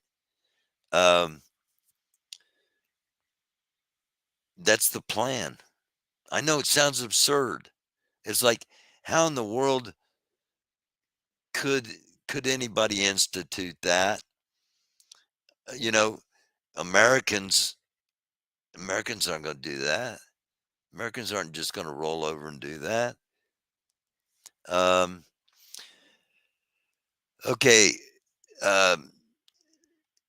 Energy, food, and water shall be kept at subsistence levels for the non-elite, starting with the white populations of Western Europe and North America, and then spreading to other races. So the white people are going to be the first ones suppressed.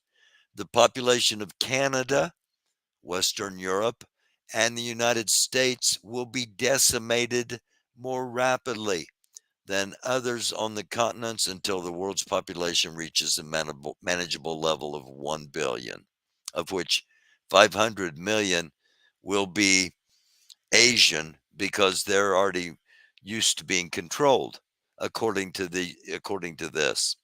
Now, if you're going to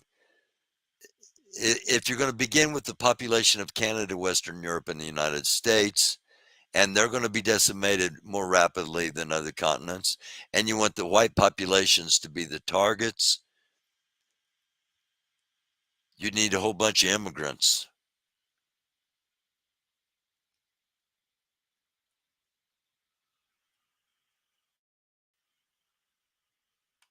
Wouldn't you? Again, we're going to talk about that tomorrow night with Chris at 9.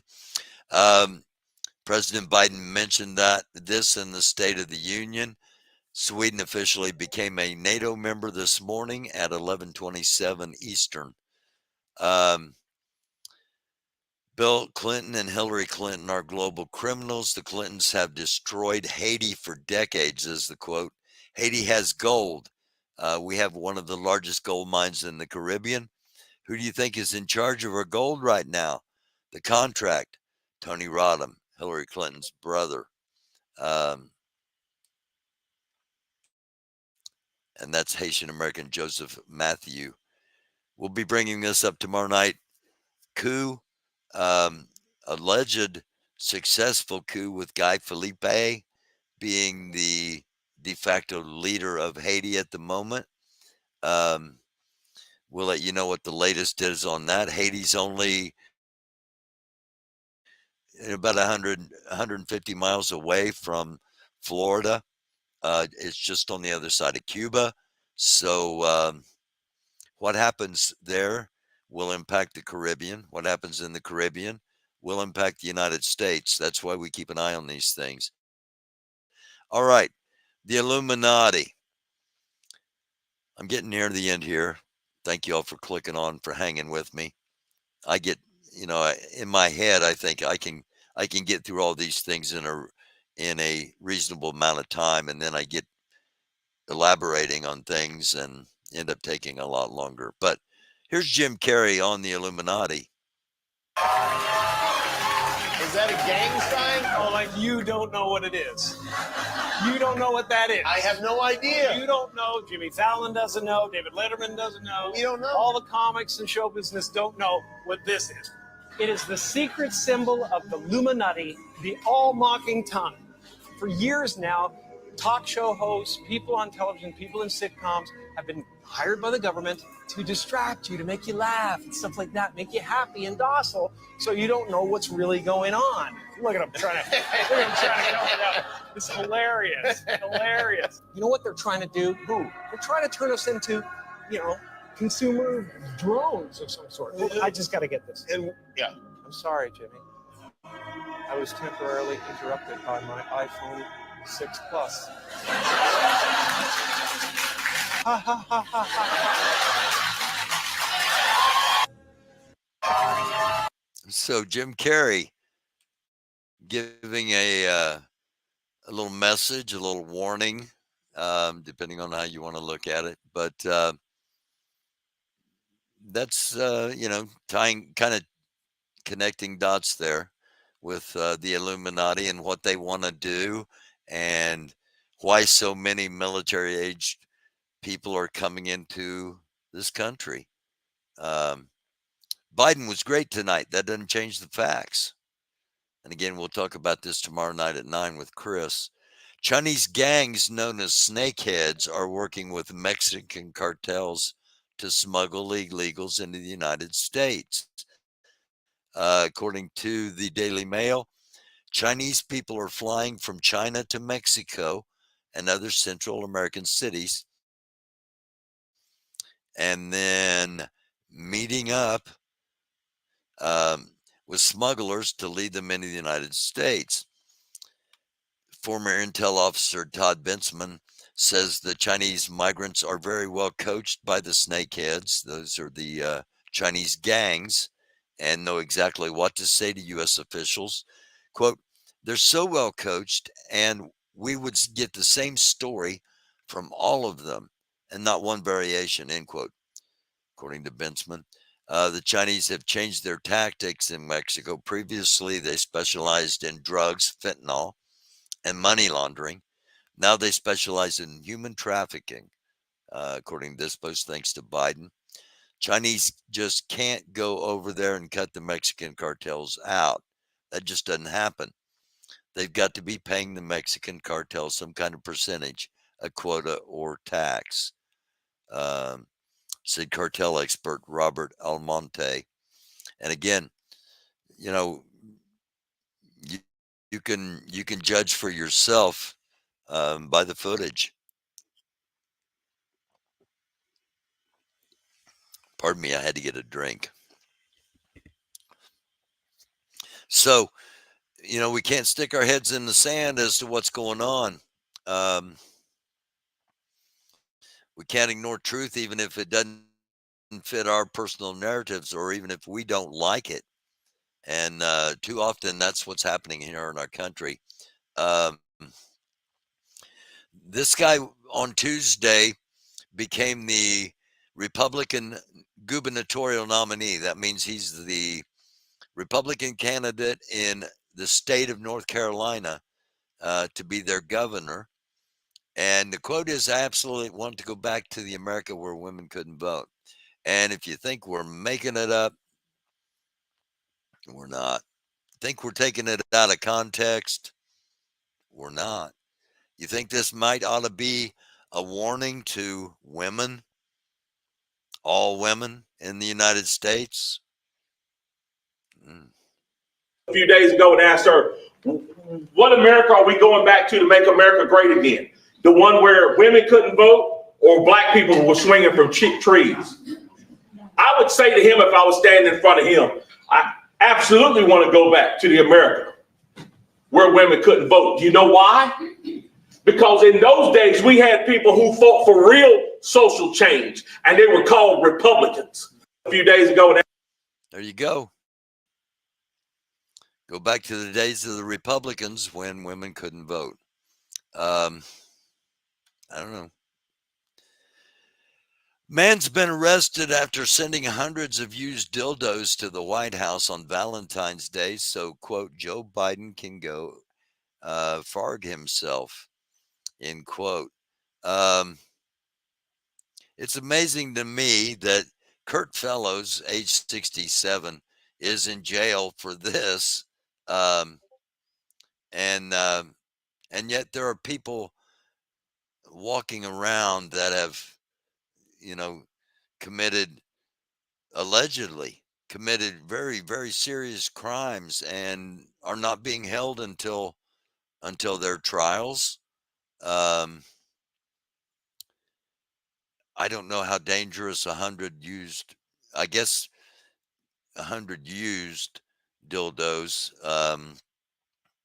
They might have biologics on them that would be dangerous, so that would probably necessitate, it's getting late, that would probably necessitate a fairly serious sentence. But anyway, again, we're going to touch on this tomorrow night. Actually, I'm going to go ahead and let's see, what have we got next? Or am I at the end? No, this is the one I'm going to end on. So I've done episodes on this topic, and they're not favorably looked upon. But this is footage inside what's known as the Bohemian Grove. The owl statue. Holy fuck. Dude, I'm actually here. This is insane. No way. Bohemian Grove. I made it.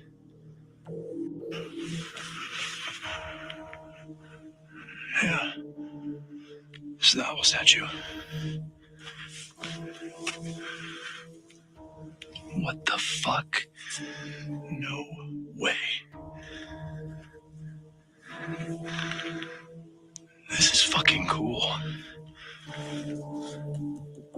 Oh, that's hollow.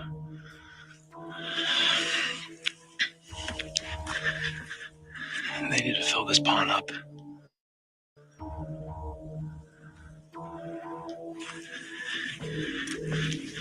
They do. Yeah, that's the owl. A bunch of ferns have grown on it.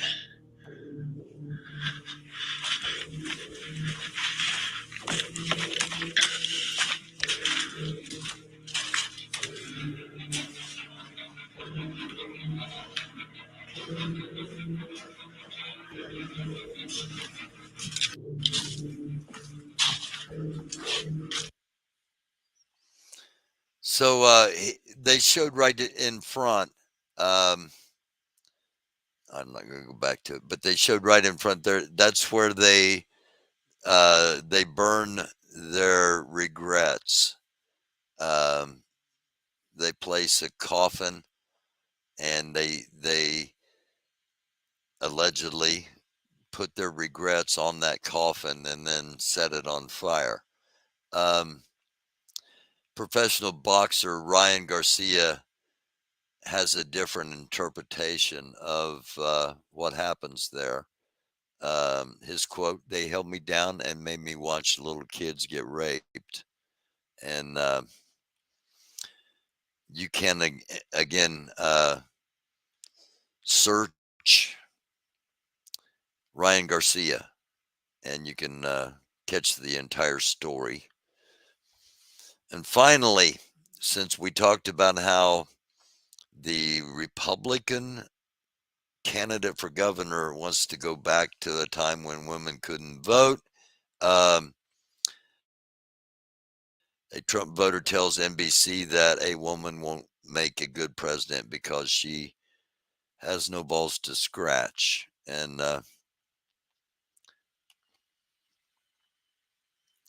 we'll just listen to this. What do you think of Nikki Haley? Did you ever consider her? You know, what I got to say, you don't really want to put it on. Let me hear it. Well, a woman's not going to be a good president. She don't have no balls to scratch. She's just going to scratch her head. All a woman's good for in my book is having babies and taking care of the house. But that's the old thing, you know. But I'm old school. So you never even considered her? No.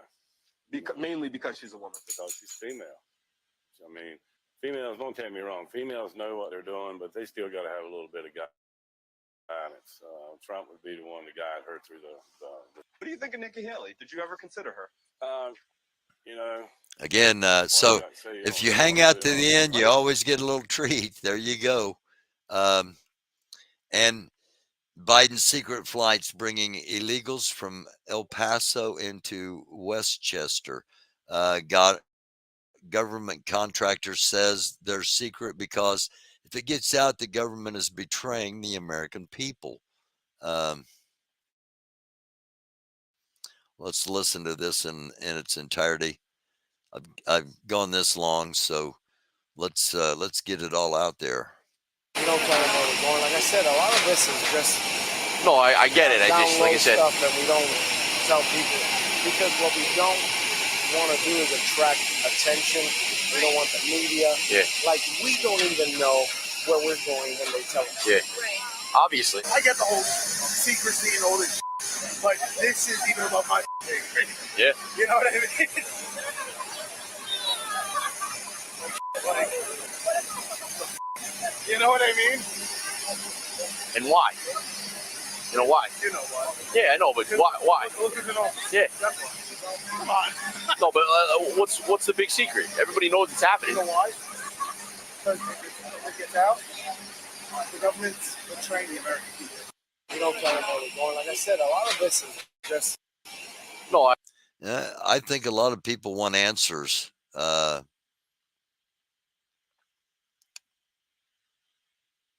yes. Belarusian president claims the International Monetary Fund, the World Bank, offered him a bribe to impose COVID restrictions. California or the Texas fires, we're not going to forget about those because they are they're strange fires. We've touched on them here. Now, some people, the Smokehouse Creek fire is what it's been labeled, but some people thought it started in a smokehouse. That's just the name of the creek. I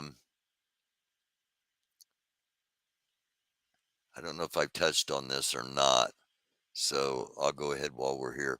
Multiple U.S. agencies warning about Phobos, which is a ransomware, been deployed, widespread attacks against critical infrastructure.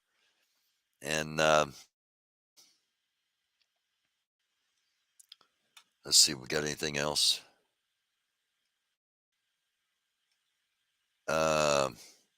I've held on to this for a long time.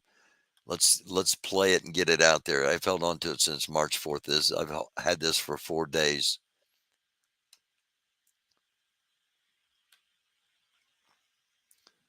Again, we're going to see Jim Carrey briefly on this. Started researching the cult, I learned that Satanists believe that they have to reveal who they are in some way, shape, or form. So that is why we see a lot of these occult members in Hollywood constantly flaunting symbolism.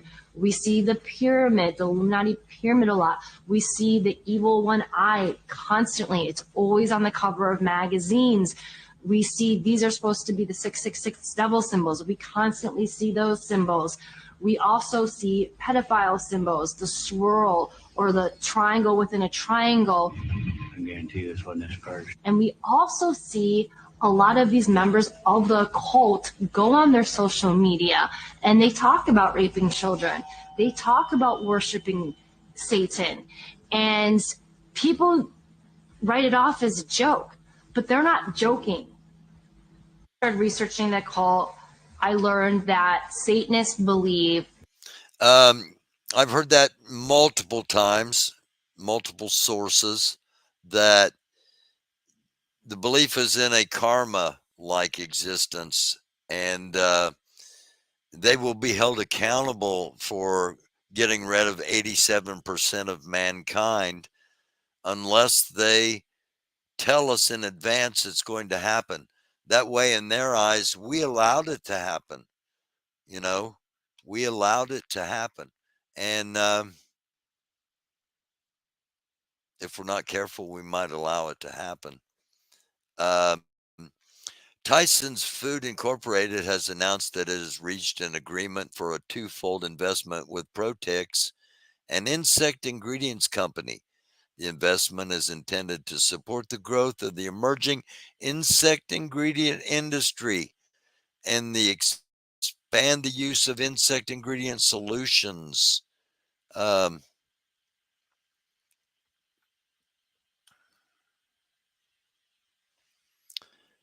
Don't tell you what to think or how to think.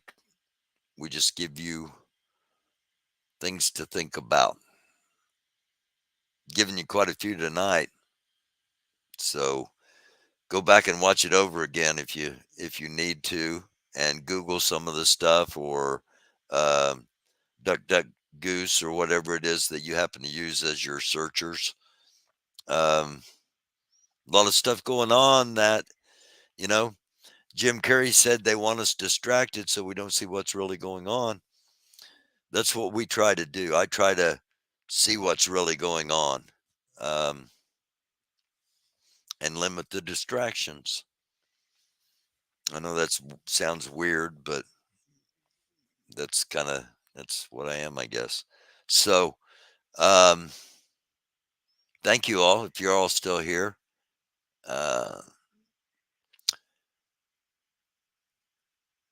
Not Going Away says, I miss listening to GMJ's Morning Mentals. Much love from Pat Tolliver to NGA.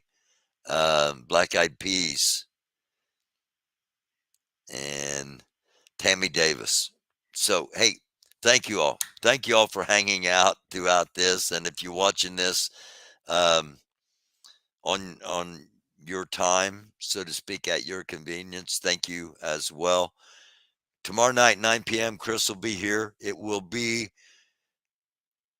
our look at the actual State of the Union. Since neither one of us are running for office, we can be honest with you and let you know what's going on. And we're not doing it to scare anybody, to freak anybody out, anything like that. Just to give you the information you need to that you might not get to help facilitate the decisions that you may need to make. In other words, trying to make sure that if you want to be prepared, you got an idea of what you might have to prepare for. So, with all that being said, and after 3 hours and 36 minutes, I am going to say namaste, peace, love you all like chocolate chip cookies, and I think after everything we've seen, pretty easy to see it's a dark world and it doesn't appear to be getting any brighter. So we're going to have to do that. We're going to have to try to be lights, try to shine bright. Might get hard. Might be hard now for some, but try to be a light. I love y'all. See you next time.